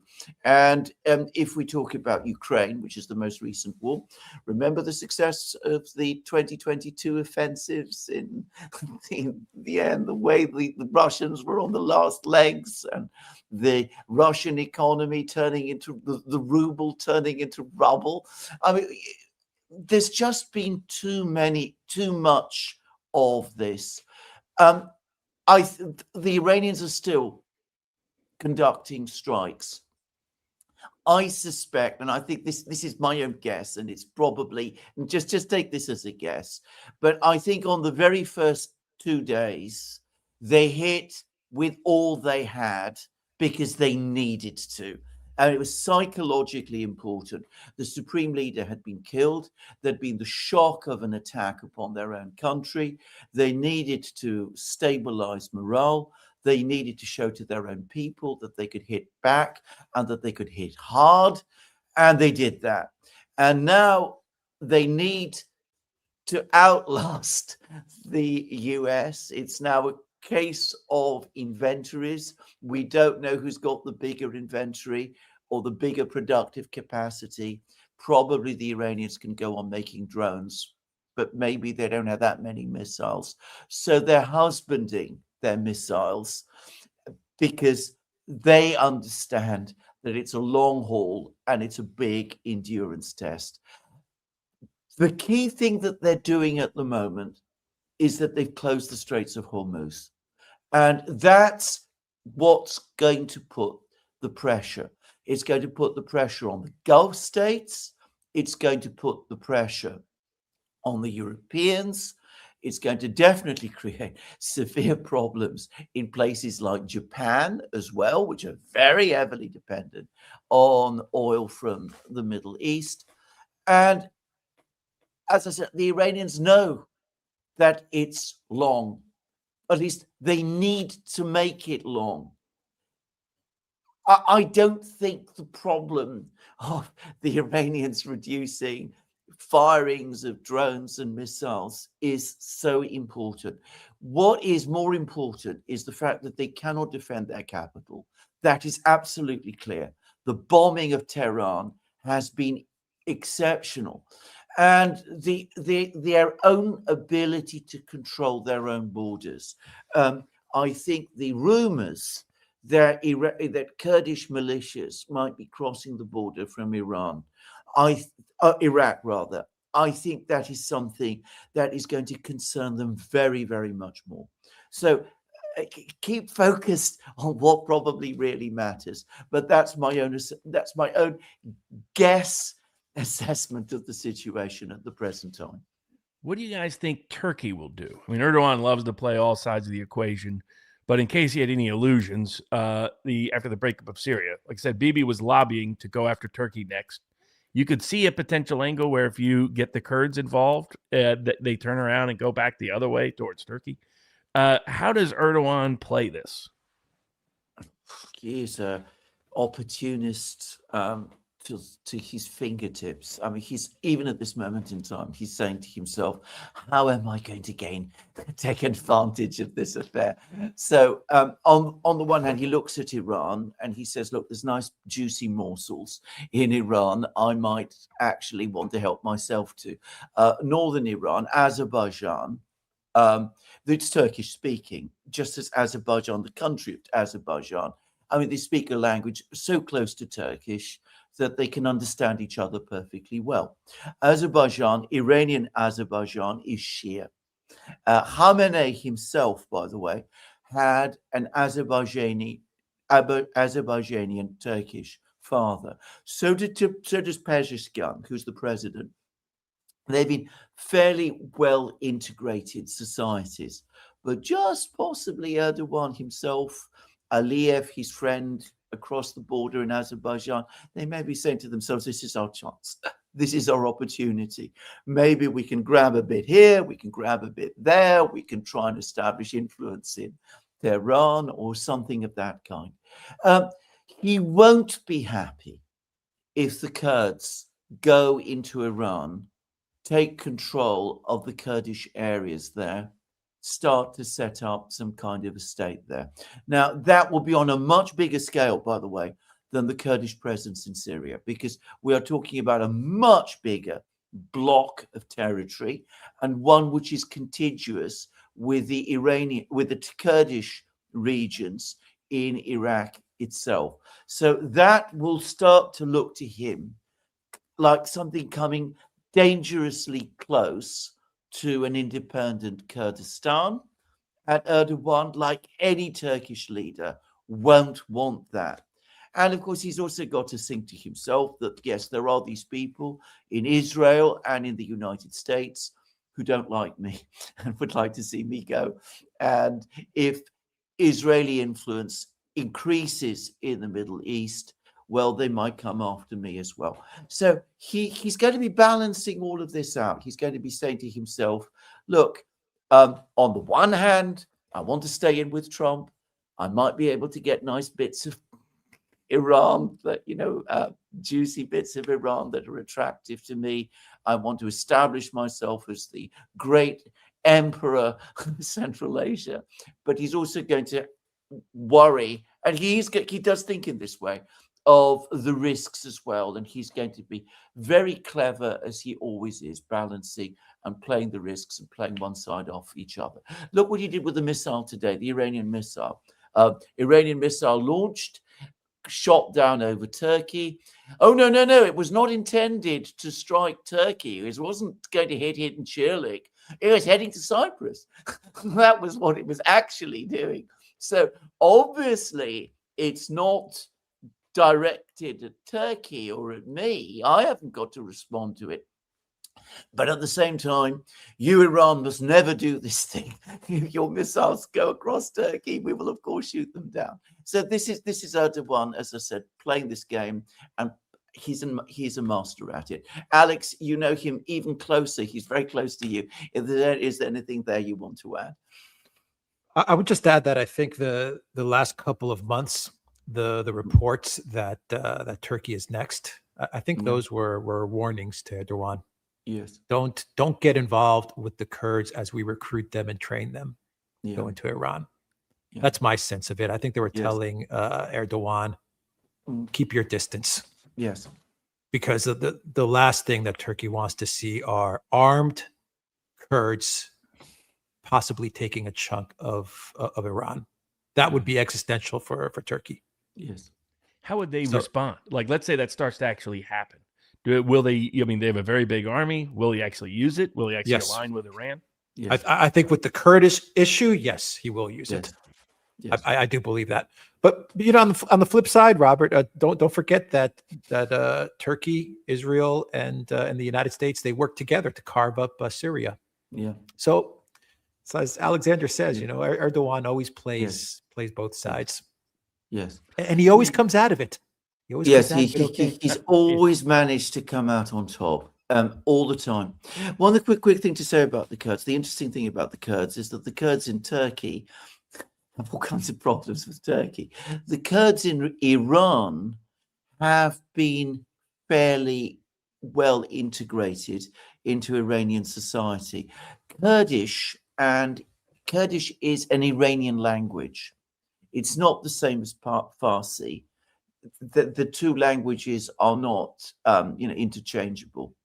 But there's not the one Middle Eastern country that has never had special problems with the Kurds up to now has been Iran. And I'm not convinced that these Kurdish militias, if they go into Iran, will be very welcome from the Kurdish populations there. At least that's what I've heard.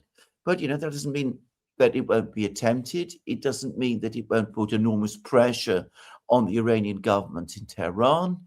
And, this is a dynamic situation. There's lots of things in play. We'll just have to see how it succeeds or not succeeds, as the case may be. Kurdish perspective, I mean, we used them and then dumped them in Iraq. We used them and then dumped them just recently in Syria. Well, if you were, part of that Kurdish group, whether in Iraq, Turkey, or Iran, Would you take up the U.S. again on what is likely going to be a suicidal mission? Well, you know, the extraordinary thing about the Kurds is that one says this about them all the time. I mean, they have been repeatedly led up the garden path by the United States. The United States has repeatedly dumped them at the right moment, and yet they still seem to fall for this. Now, I'm going to be absolutely brutally cynical here. I suspect an awful lot of money gets passed under the table. I'm sure. I mean, remember, this is the Middle East, so I'm sure an awful lot of this is going on. I mean, people like Barzani in Iraq, or all of these other people, they're probably already on the CIA payroll to some extent. Doesn't mean that they're not independent actors and they don't have their own agency, but they play the game with the Americans play the game with them, and they do this sort of thing. So yes, I suspect that in the end that's exactly how it is going to turn out. But for the moment, the Americans do seem to be trying to do something with the Kurdish militias, and I do suspect that this is something that the Iranian leadership is genuinely worried about. How it will play out for the Kurds in the end, who knows? But some people amongst them will come out very well from it. I see that Iranian Kiddo has been saying a few things, so it would be quite interesting to see what he has to say, perhaps. Can't hear you, Alex. Let me look for some of Yeah, those questions. yeah. Actually, there's a bunch Yeah. of questions yeah, for Robert yeah. and for you. To both this of you, Charlie actually. Kirk question, the last There was a promise- Charlie Kirk Absolutely. comment. Yes. 1 second. the last Yeah, here it promise is. that Sorry. President Yeah, there it is. Yeah, no problem. The last promise that President Trump made to Charlie Kirk while he was alive is that he would not do a regime change war in Iran. And I personally, I know plenty of Trump supporters that will pardon him for this. I personally will not. It's one thing to break all your promises to voters who stuck with you for a decade. Many of them took personal and professional sacrifices to it. That's morally offensive enough. And there's the horrors of the war itself. But to betray your promise to a guy who was just assassinated, that's just something at least I personally can't ever pardon. Yeah.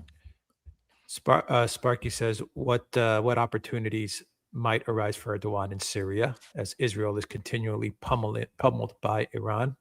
He has a And they're significant going army. into Lebanon and all the rest. It's So what do you think? And what do you think about unleashing ISIS? I mean, a whole bunch of them were released. It appears they're part of all of this.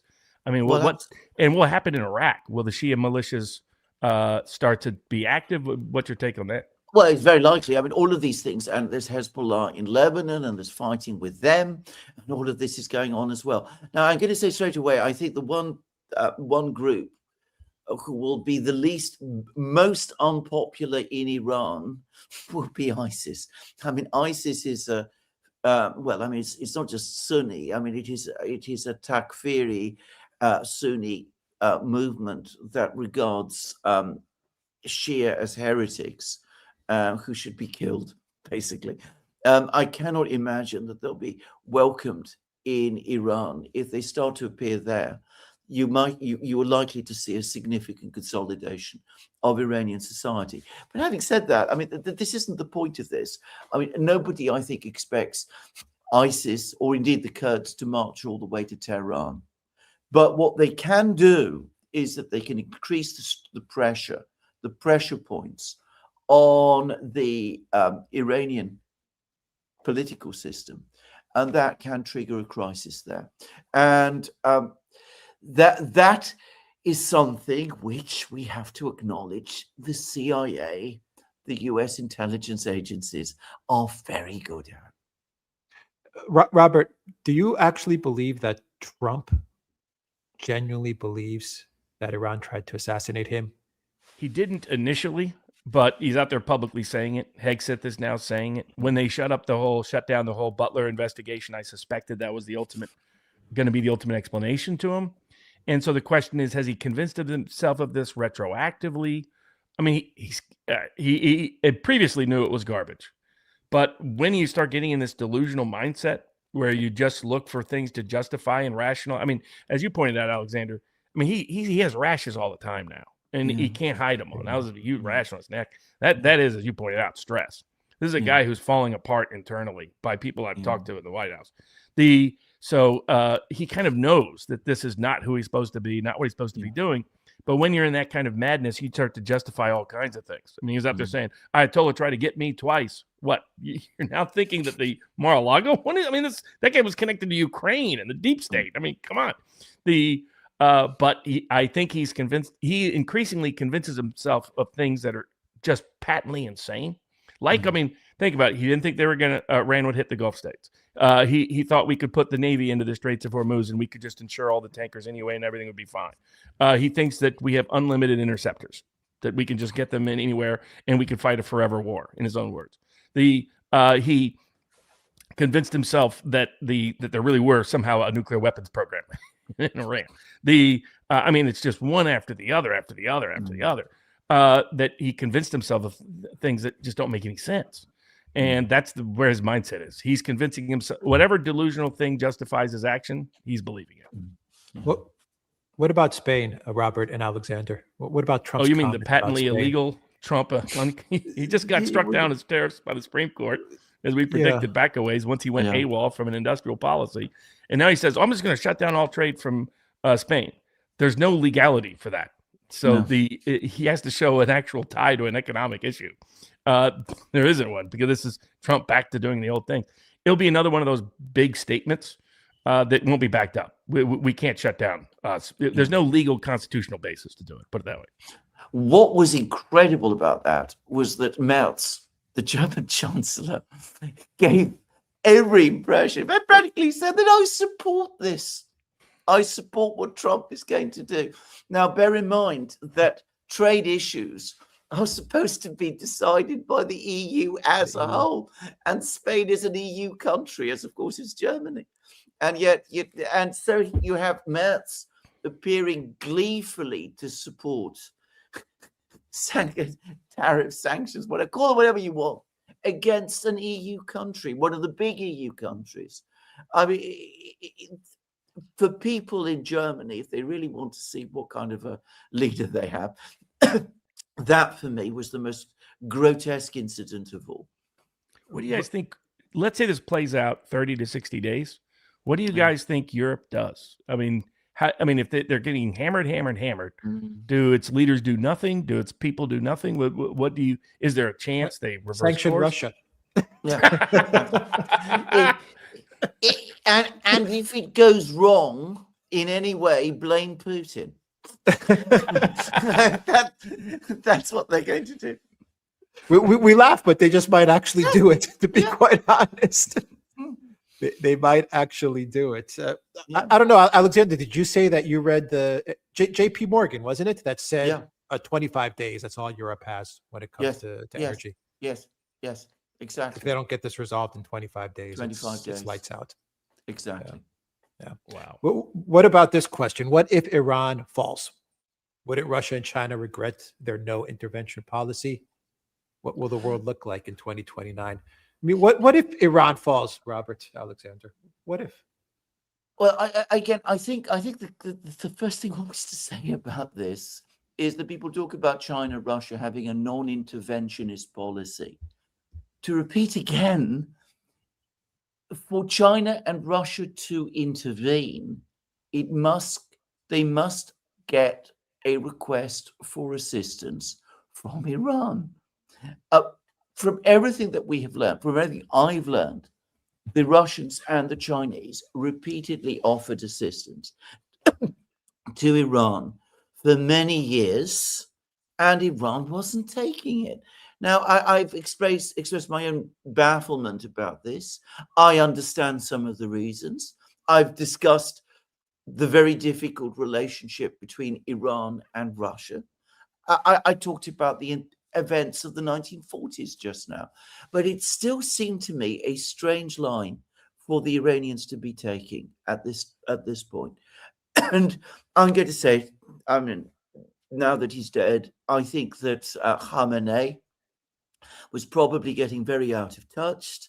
And I think he was very dogmatic on many things. And I think he was probably dogmatic on this one. Now, if Iran falls, it is a major blow for the BRICS, no doubt about it. But it is not an existential blow. China and Russia have their partnership, and it will continue.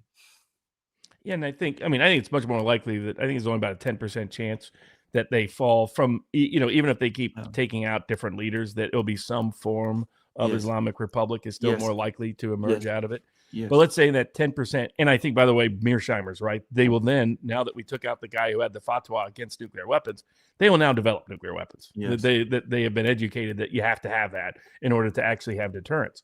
But let's Yes. say in the 10% chance it collapses, you've got Libya, Syria, and Iraq on steroids. And how has that worked out for the world? Not only in Yes. terms of refugee migration flows, not only in terms of explosion of terrorism. Now you've got the entire Shia Muslim world that has motivation, ideological and personal and religious motivation against the United States of America. I think it could, as you pointed out earlier, Alexander, it could be the worst possible outcome for the United States for the Iranian government to fall. I'm just going to add something else, which is, let's say everything that the United States wants to happen happens, or you say the United States, correction. Hegg says, Mike Waltz, that crowd of people happens. And, you get, say, someone like Pahlavi turning up in Tehran as the new leader of Iran. I predict that within 6 months, he'll be in Moscow doing deals. That is the way the Middle East works. Look what happened with Jalani. Look what's happened with the various groups in Libya. Both of them are now maneuvering to try to get Moscow's help. So the Russians will come through this, but make no mistake, that is not in any way to deny that a collapse in Iran would be a major headache for them, and it would be a big blow for the BRICS. Robert, has Vance ruined his political career with all of this? Or has Trump ruined it for him? Ruined it, this whole thing. This whole thing has exactly. it affected Vance going forward? He knows that the probabilities of winning in 2028. I put out the Democrats about 95% chance of winning the House. Likely margin is 20 seats or more. 85% chance of winning the Senate. Likely margin is 4 seats or more. And 75% chance of winning the White House. Though I don't think it will be Newsom, though I'll give him credit for finally realizing being anti-war and being skeptical of Israel is a huge winning issue. And he flipped. If Newsom's anything, he'll just he's a win vein politically. But I still doubt that he'll be the nominee. I think somebody else will emerge. Maybe this Tallarico just won the Senate Democratic primary in Texas. It was popular on Joe Rogan. And John Ossoff is basically campaigning on this platform of the Epstein class versus the working class. That is going to resonate in the U.S. We even tested it at 1776 Law Center, a nationwide survey. The Democratic populist message of Epstein class versus the working class and all the ways that translates, massively popular. Majority of Republicans supported it. That gives you an idea. So I think Vance knows that right now, 2020, if this war continues, if we don't get an exit within 2 weeks and some face-saving cover story for the whole thing, then Vance knows he really can't run in 2028. Let Narco Marco run, let him get wiped out, and maybe go back to run for governor, try to do it Nixon, like Nixon in 68, build a populist platform and do it. The only people that I think the last prominent person to resign in protest of war was an often misunderstood great populist, the great lion of the West, as he was once called, I will not be nailed to this cross of gold. William Jennings Bryan. He was Secretary of State. And as soon as Wilson brought us into World War I, he resigned in protest. He was the last noble leader that I know of to do that. And but I agree with you, Alex. If you realize, okay, I'm politically damaged no matter what here, why don't I stay in the administration and get as much good as I possibly can get done? I think that's what Tulsi Gabbard is thinking. I think that's what J.D. Vance is thinking. Absolutely. And he's a young man. He's got plenty of time. Maybe the best thing for him to do is not to stand in 2028. Do exactly what he said. Seek a governorship somewhere and prepare himself for the next turn of the wheel, because the wheel will turn, and it might turn in his favor. And if it becomes known that he was opposed to the war and that his good advice was not listened to, well, he can build on that as well. Speaking, you mentioned Elbridge Colby. The other people that opposed the war, within the administration were obviously Tulsi Gabbard and J.D. Vance, but the other ones were Colby and Kent at the Director of National Intelligence. Colby from Pentagon, and then Kent also Director of National Intelligence. Felt bad for Colby.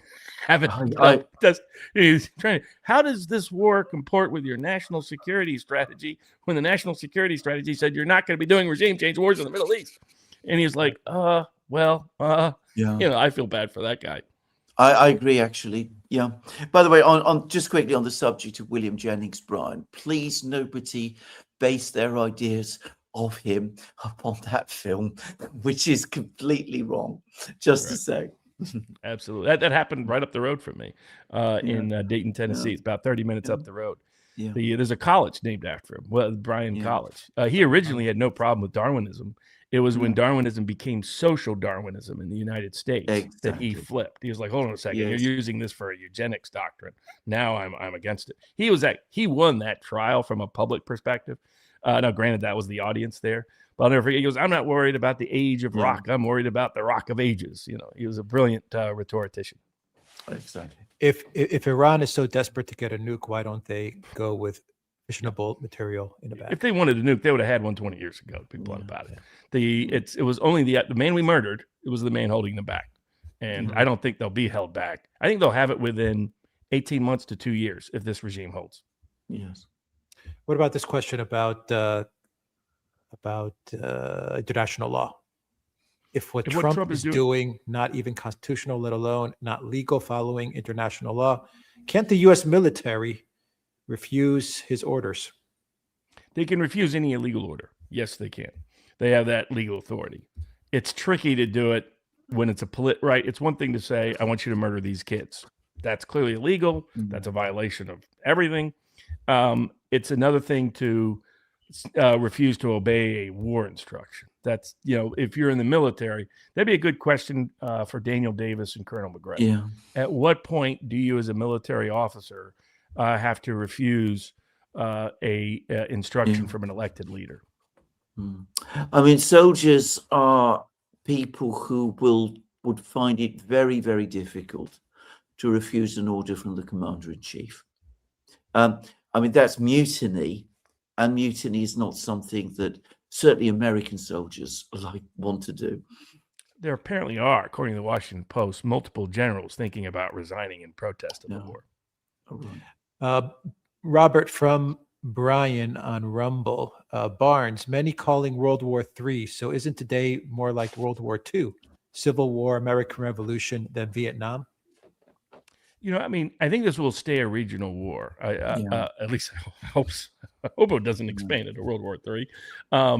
There's a risk of it because of, at least, what Tucker Carlson was saying, that, Bibi has suggested the possibility of using nuclear weapons if the U.S. didn't get involved. I hope that's not true. I hope there's no possibility of that. My recollection is that Pakistan said if Israel uses it, Pakistan will use their nuclear weapons against Israel. So, I mean, that's a whole nother nightmare scenario. So I hope it doesn't become World War III. I think it's more likely to become a regional war that gets out of control unless the U.S. just claims to win and go home. But I don't think we'll actually win. With the real objective, as you gentlemen have pointed out now for the better part of a year, this is a regime change war. All the other excuses are bogus.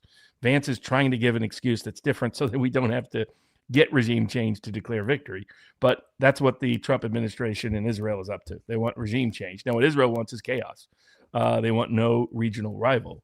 I don't think they'll achieve that through this conflict. But, you see even Trump starting to walk it back in part, like, well, maybe we can just do a pretend Venezuela, pretend the new leaders. Problem is, this isn't Venezuela. Iran is not Venezuela.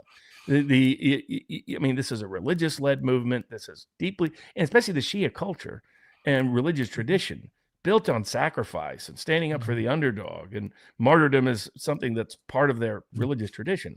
They're not going to just go gently into the good night. They're not a small Latin American country that can easily be bought off at key levels. That's not Iran. I think, by the way, they convinced Trump it was. They convinced him a whole bunch. I mean, you even give you an idea of Trump's delusion. He was out there publicly stating he thought the same people he accused of murdering 30,000 protesters, for which there's very little empirical evidence. But he said they were just going to go out, lay down their guns, and give it to the people. I mean, this is the level of nuts that's happening, unfortunately. Robert Alexander, what's going on with the tankers from Nikos? Yeah, the French, yeah.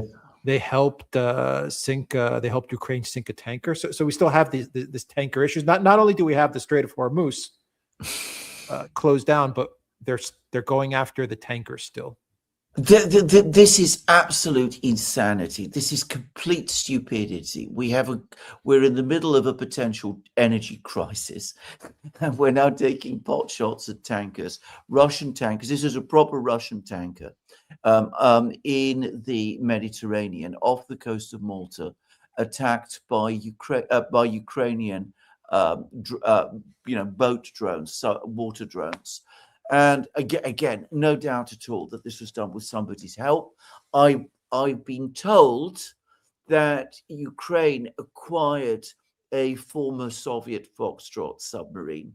Don't tell me how I got this information, but I believe this to be the case, and that they've been moving it around in order to conduct these attacks on Russian tankers. They can only do this with help from some Western countries. Quite plausibly, it was France. But to start doing a thing like this at this particular time, when, as I said, energy crisis is building, some people are not going to be pleased. Macron, quite possibly, was the one. Jeez. Considering how mental Trump is, from Burlaham, Ukraine, Iran, Venezuela evidence, Robert, do you think he revisits Greenland, Canada, and directly threatens invasion? Well, especially if he thinks he lost, if there's no real regime change in Iran, he's going to be tempted. So when Reagan, when we got attacked in Beirut, which apparently we're blaming all on Iran, that was by a Shia militant group in response to the U.S. hitting, mistakenly, I guess, a Shia camp there. But that was a militia group that long existed before the Islamic Revolution even existed in Iran. Just FYI, everybody. But Trump, what was Reagan's reaction was, number one, get us the heck out. That's he had. People underestimate that about Reagan. Both Reagan and Eisenhower kept us out of war. They didn't get us involved in a major conflict. That's what Trump was supposed to continue, that Republican tradition. But as he immediately went into Grenada, he had some grounds to, but tiny little country, whatever. But it was to build bravado. So given where Trump's mental state is, you can guarantee he'll look at something, but it probably won't be Greenland. It'll probably be Cuba. So that we apparently had some, maybe they did it on their own, but I kind of doubt that. I think we were testing the Cuban Coast Guard. We sent some people in. A couple of them got taken out literally, and then the rest got arrested on a little mini gunboat. The Russian tanker that was going to provide oil apparently has stopped for the time being because there's no agreement about what we're going to do there. I mean, are we really willing? What if Russia puts military convoy with it? We'll see. Just like the other tankers, how much risk are we willing to take? But I think the temptation if Cuba doesn't collapse in the next 6 months, like Trump, by the way, believes, this is the kind of stuff he's believing these days. But if it doesn't, I could see him in response to losing the Iran war immediately going into Cuba. Yeah. Here's Iranian kiddo. Barzani was educated in Iran, and Pezeshkian made a joke that he speaks Persian better than Kurdish. Pezeshkian himself is half Kurdish and half Azari. Well, there you Azari, Kurdish, and Persian. Exactly. But just to say, Barzani is one of the leaders of the Iraqi Kurds. Yeah. Could Trump and co-scaremonger Senate to amend the 22nd, Robert? No. Trump's going to be a dead man walking politically if this continues for another month or so by fall. And he'll get impeached, and he'll be at risk of even being removed. I'd say the odds of that are somewhere like 1 in 4, 1 in 5. But you're talking about maybe as many as 55, 56 Democratic senators, especially if Murkowski flips in Alaska.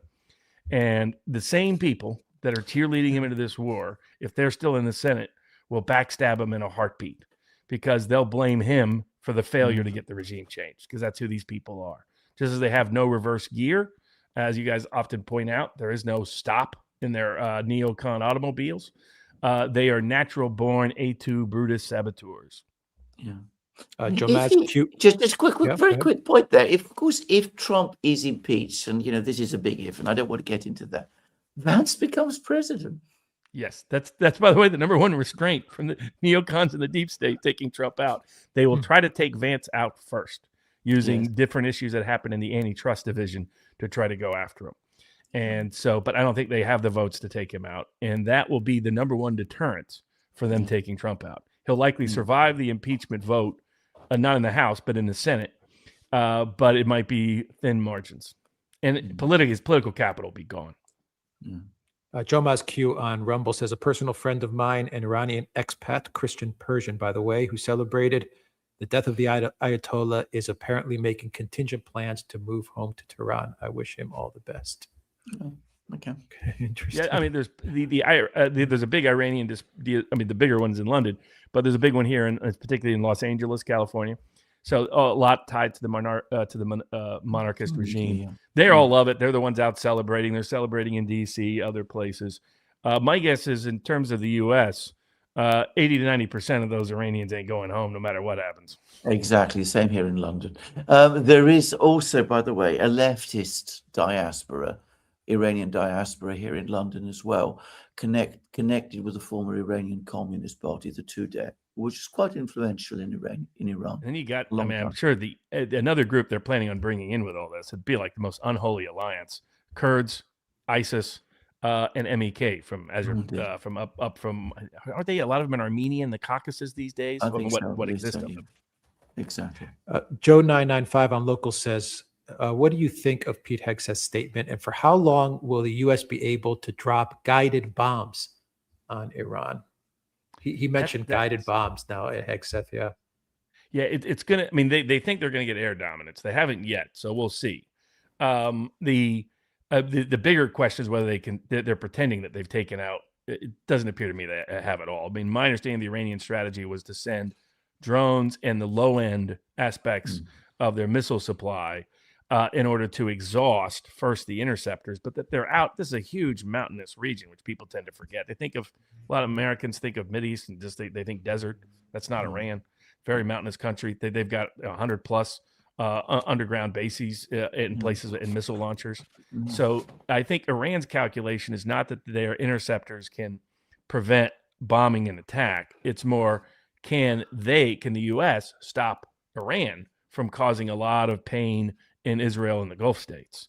And I think that's their calculus, as long as enough of the regime lasts and survives. And I just think there's going to be continued successors that, you can keep killing them. You can't kill an idea. You can't kill a whole population. So, Ian Keene says, a general question. What was the last several years told us about the concept of deterrence by BRICS and members specifically? They don't appear to be dealing with rational actors. What should they do? Well, deterrence does work because we have not had a direct attack on China and Russia. And China and Russia are about deterring attacks on themselves. Again, these countries that we're talking about, Venezuela, Iran, whatever, they are not in a military alliance with China and Russia at the present time. So deterrence does work. If Iran had nuclear weapons, it would not have been attacked. That's deterrence. Mr. Mike says, Caspian Sea scenarios. How will neutral Turkmenistan play out considering soft U.S. military ties? My understanding is Turkmenistan is basically run by the Russians. I can't imagine anything being attempted from there. Azerbaijan is a different story. what do you think happens in the Caucasus? Because it seems like that's the most natural place for this to extend to outside of the Middle East itself. Well, the key player here is Azerbaijan. I mean, there is Armenia as well, obviously, and there's this gigantic American embassy, which Alex has seen, by the way, in Yerevan, which is enormous and which is mostly about Iran, but also to some extent about Russia, of course, also.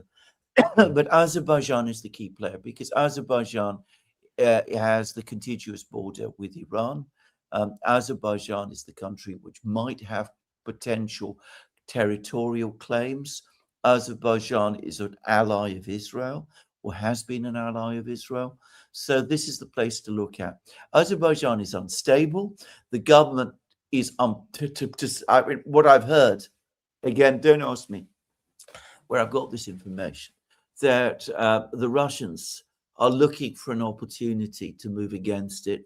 That they've been conducting secret criminal probes against Azerbaijani leaders, that there's actual indictments already been prepared against them, just to say, and that involving drug trafficking and people smuggling and all of that kind of thing on Russian territory.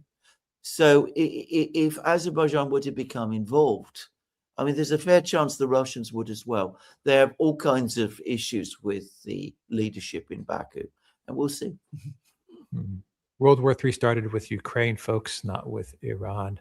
Well, yeah. From Claudius, risk of another Syria, different factions fighting forever inside Iran. I think it's possible. I don't think it's going to happen in the more Farsi areas. I mean, this is not Iran's history, actually. Iran has always tended to hold together quite well as a country, but there are different regions. There's Azerbaijan, there's the Kurds, there's the Baluchis in the west, there's the Arabs in Khuzestan. So you could see how that could play out. And then the other I think more likely danger in Iran is not of subdivision into regions, but of a long-term political crisis with a kind of civil war type situation developing with different resistance groups operating in Iranian cities, resisting whatever authorities are imposed on the country or things of that kind. Iran, by the way, has a history of that. Matthew says, how long can America realistically last? Does the war simply end when America runs out of missiles? Trump posted on Truth Social, Robert Alexander, it's unlimited. And Hexeth, I believe, or was Forever. It Kane? I think Kane said the same thing, pretty much. Yeah, exactly. Which they're just lying about. Kane knows he's lying about. Yes. Hexeth, who knows what he knows these days? He's just out there to be Team America World Police lead cheerleader. Trump has deluded himself into believing this, even though he's known it's not the case now for a while. All the assessments I've seen, and this comes from people who study this in great detail, including people like Doomberg and others who do it because there's a lot of money at stake for them to be right or wrong about this kind of thing, is that we could last 30 days. And then after that, we are at a major munitions disadvantage. Yeah. And so that when he came out and said 8 weeks, it's like, okay, how's that going to work? Are there going to be any bases left in the Gulf by that point?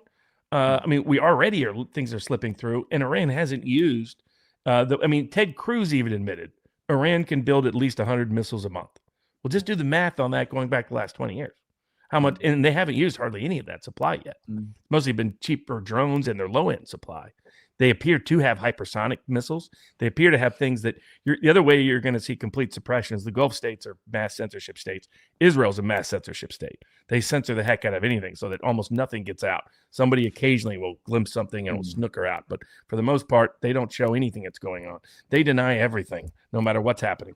So we won't, but some of the things have shown these missiles that come in and like do, what do you call it, cluster like separation, like in lifetime. There's been other ones where they've shown it like moving in certain directions. So it looks like the technological advancement is there. So, put it this way, what Trump was told is 30 days we're out. That's what Trump was told. So he's convincing himself of something else now, but that's why there's such an accelerationist demand within the Pentagon is they don't think we can last past a month. Yeah. From Rumble, many parallels to Crush's campaign in Parthia. Interesting. Very good. Very good. Interesting. I think the only guy to really conquer Persia was, the Greek name. You folks are not. You boys. Yeah. Well, absolutely. Alexander the Great. Yeah. Yeah. And we'll do a couple more and we'll wrap it up. There's a question about the Gulf states and whether they're going to get involved. I forgot who sent it, but I think you just answered it, Robert, that question. And what does that even mean? I mean, how are they going to get involved? Yeah. They rely on us. And so well, what are they going to do? They find their 5 draftees from their police force. I mean, somebody like Dubai is 90% foreigners of their workforce. Yeah. I mean, they don't have any. And do they really want to publicly get involved and now make all those shiny little Palm and all the rest, those fancy 7-star hotels, now legitimate targets by officially announcing they're at war? Does Saudi Arabia want to announce they're at war and now make everything, including all of their very vulnerable and unprotected oil refineries everywhere, completely vulnerable? I don't see the logic of that. A lot of questions about Turkey. Turkey would love to have a land bridge to Central Asia. Yeah. Have you heard Israel foreign minister in TV interview stating Iran is not the biggest problem? It's Turkey. I fell out of my chair. Yeah. Okay. I have to say this is and here's another paranoid one. megalomaniac thinking. Yeah. Go ahead, Alexander. Will Iran get help from the Turks? Taking on Turkey as well. I mean, this is disastrous for Israel itself. I think there's. What do you guys think? I think there's. People say the regime change that may happen is Bibi Netanyahu in Israel 6 months from now, if this continues to go south and sideways. I mean, he's using these wars to stay out of jail. Is part of what he's doing. There's it's supposed to be upcoming elections. Is there a chance? And then like one of the reasons why Doomberg didn't think it would happen, the geopolitical analyst and oil and commodities trader, was that the desalination plants and other key energy supply within Israel is so vulnerable from Iranian weapons that if they were taken out, Israel would be in a serious problem. And is there a chance that that at the end of this 6 months from now, an Ayatollah is still charging Iran, but Bibi Netanyahu is sitting in an Israeli jail? I think it's quite possible. I'm not predicting it, but I think it's entirely possible. I mean, Israel is a very sophisticated political system, and if there's a sense that's starting to gain hold in Israel, including within the top political circles there, that Netanyahu is becoming a liability and that he's leading Israel to disaster, then I can absolutely see the political class in Israel and in the wider population too turning on him. Yeah, I had the would-be Shah there, the son of the former Shah. Was raiding, and all of his bots were raiding my X chats this past week. So he even appeared in one of response to make sure everybody flooded in so they could get fake X polls and all the rest. There's been an uptick in bots, no doubt about it. Elliot says Iran had a lot of division before Reza Khan, grandfather of current Pahlavi. Reza Khan fought many wars to unite them. Well, I think that this is referencing the collapse of the Qajar dynasty in the early 20th century. The point was, all of that happened very much in the context of, and going back to what I was saying, British and Russian imperial interference in Iran itself. So I don't think one should draw too much of this. I mean, the Russians and the British, it's a completely unknown history, but the Russians and the British before the First World War actually partitioned Iran between themselves and divided it into spheres of influence. So the Russians had the north, the British had the south, and they did the same during the Second World War. Speaking of the MEK, the question, there are people that I agree with the commenter that the MEK does not have legitimacy in Iran, but in the U.S. and the West, there's people who believe it, like Chalabi. Remember that fake Iranian president, Iraqi president, we're going to put in all the way back. The Rudy Giuliani takes a bunch of money from the MEK aligned groups. So these people propagandize that they could really come in. Let's ignore their combination of Marxist and Islam in terms of how that would work for U.S. interest. And they propagandize like crazy in the U.S. And there's parts of the U.S., including power structure, that really believe there's some sort of viable source, at least of fighters, if not political leaders. That's the nutty part of people in the Pentagon and the State Department. Yeah. Zariel says, Alexander, we're disgusted with all our leaders. Okay, Sure enough. I'm looking for a question on Postal, Ted Postal and missiles. Someone is asking about interceptors too. Yeah, I remember what it was. If they run out, Yeah, Ted Postol's point was that interceptors, the Patriot missile interceptors, cannot shoot down ballistic missiles. Now, I'm not able Right. to discuss this Yeah. because I do not have the scientific knowledge Yeah, here we go. that Yeah. Ted Postol does. Could you guys discuss Ted Postol's point that interceptors are useless versus ballistic missiles? Less than 5% intercept and the impact on the U.S. military posture worldwide. That's from Brulahan. Yeah. Yes, I'm going to say what I think here. I think this was true 20, 30 years ago. I think that today missile interceptors are more effective and can shoot down ballistic missiles. But ballistic missiles have also become more effective as well.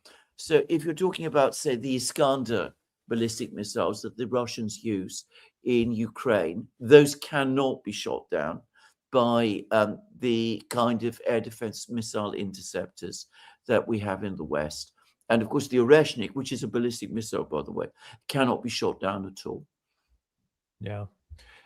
Do you think this could turn into something like the Ukraine war, guys? A war of no, I think it's completely different. I think that it's been conducted in a completely different way, and I don't think it's going to be the Ukraine war is a classic war. It's the kind of war that people used to fight before the Second World War and during the Second World War. It's armies moving across battlefields, fighting each other, generals making tactical decisions, staffs doing detailed plans. This is the kind of postmodern 21st century war. Do it from the sky, do it quickly, knock out as quickly as you can. I don't think either side, include the Iranians here, have the resources or the endurance to keep doing it for 4 years. This is an interesting question, Robert. Will Iran survive this war, and will the USA lose its credible face of freedom and democracy after this geopolitical catastrophe of their making? This is existential for Iran. What about the US? I mean, if they lose? I think, can we continue to project power through our Navy and the sea if we can't defeat Iran, if we can't defend all of our bases and allies in the Gulf countries, we can't even maybe defend Israel effectively? What does that mean for power projection globally? I think that there is a serious risk that the U.S. loses its projection power globally when it can't get the regime change it wants through its predominant form of global power, naval and air. And I think there's a substantial chance that I think we're seeing the dying throes of a decaying empire. I'm personally all for that. Like Patrick Buchanan wrote many years ago, my old friend.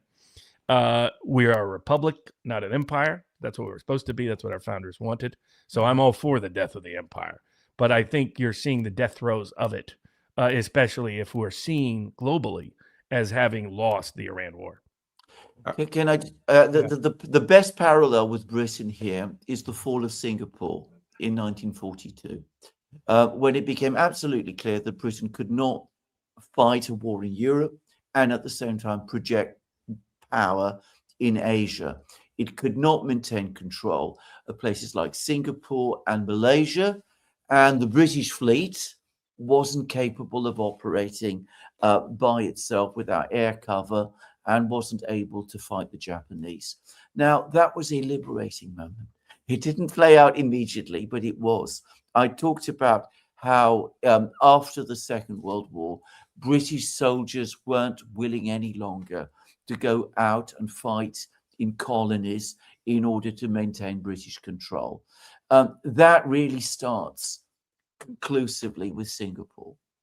The Greater Israel Project will ironically birth the Neo-Ottoman Project. Well, I'm sure Erdogan would love that. yeah. If Bibi gets impeached in Israel, nothing is going to change. Neo-Zionist government will take over. I don't agree. Netanyahu has skills, political skills, that no other Israeli leader matches. The fact that he's been the most long-running prime minister of Israel is, shows the very, very real political ability that he does have. MEK is not Marxist, 100% Western op. Well, these days, Uh, mostly. Yeah, Lisa Henderson says if China and Russia fails to help, then it's a matter of time for each of them. Your thoughts? You've talked about this many times, Alexander. If No, they well, fail I mean, to, I mean, no. I mean, you cannot. I mean, Russia has the largest number of nuclear weapons in the world. China has nuclear weapons. I mean, these two countries operate in a completely different way, on a completely different scale to Iran, which is not, however, to deny that the fall of Iran will be a major blow for BRICS and for these two countries too. yeah. What do you think the chances are that China, even though I know they have an agreement to ultimately provide certain anti-ship missiles, Yeah, but they've designed those missiles to take down a U.S. carrier yeah. that's designed to make very difficult to sink. You can take away the ability to land and fly planes off of it, but that but supposedly these are designed, and according to U.S. simulations, they believe it actually could work. It would seem there'd be very tempting for them to be able to, disguised as an Iranian one, test it out in this conflict. What do you think the chances of that are? It becomes very, very real if this war drags on. It will be exactly like what happened in the 1960s in Vietnam. Now, the point was in Vietnam, if you follow the war carefully, the North Vietnamese started to get assistance from the Soviets and from the Chinese after they had demonstrated that they could fight the United States. And then gradually the Soviets and the Chinese both started to provide more and more military aid. And by the way, because at that time the Soviets and the Chinese hated each other, they were in competition with each other over that too. And what both of those two countries, the Soviet Union and China, then realized and indeed planned was that giving assistance in that way to North Vietnam was giving them leverage over the United States as well. And the Chinese used that to get Nixon to come to China, to Beijing. I mean, if there hadn't been a Vietnam War, it's unlikely that would have happened, or at least if it had happened, it would not have happened in that way. And of course, the Soviets used it in order to promote their policies of détente and what all that amounted to, which is, pretty hard-nosed as well in Europe. So that's how it would play out. The Chinese will not do it tomorrow or next week. But if we are still talking about a war in Iran in 6 months from now, then those possibilities start to become much more real. Nino says Iran has not begun launching their top arsenal yet. They have underground bases scattered all over the country, waiting orders with advanced drones and hypersonic missiles. I don't think they're waiting orders. I think they're waiting execution of those orders, because I think they put them in advance. And it was like, we're going to do this for the first 5 days, then next, and then boom. Yeah. Pain Drain says, I see a lot of right-wingers severely underestimating Iran's military lasting power in a real ground war based on Iran's lack of suitable anti-air. What do y'all think? The Pentagon has told the president they cannot survive or win a ground war in Iran. And so the idea has been all along on the table, have somebody else do the fighting with special forces enmeshed with them. And that's what the actual objective is we don't even have the troops anymore. We don't have the same level size of army and ground troops that we did back with the last Iraq war. It's not there anymore. And a 90 million plus country with a million plus Revolutionary Guard in a very mountainous region, it would be the shit show of all shit shows. Yeah. Iranian Kiddo says modern Iran was probably at its weakest point in history in the late 19th century and start of the World War I. By the time Reza Khan's father of the last king of Iran established Pahlavi, country was in shambles. Yes. Yeah. Dark Horse says self-perceived vigilism is a symptom of the absence of justice. I expect T attacks from this. Had to hide some words due that risk to is YouTube. definitely higher. Yeah. Sadly, it is. Trump chose the easy path of dropping the empire's mask instead of actual good governments, and half of MAGA basked in that euphoria. The dream will soon reveal itself a nightmare.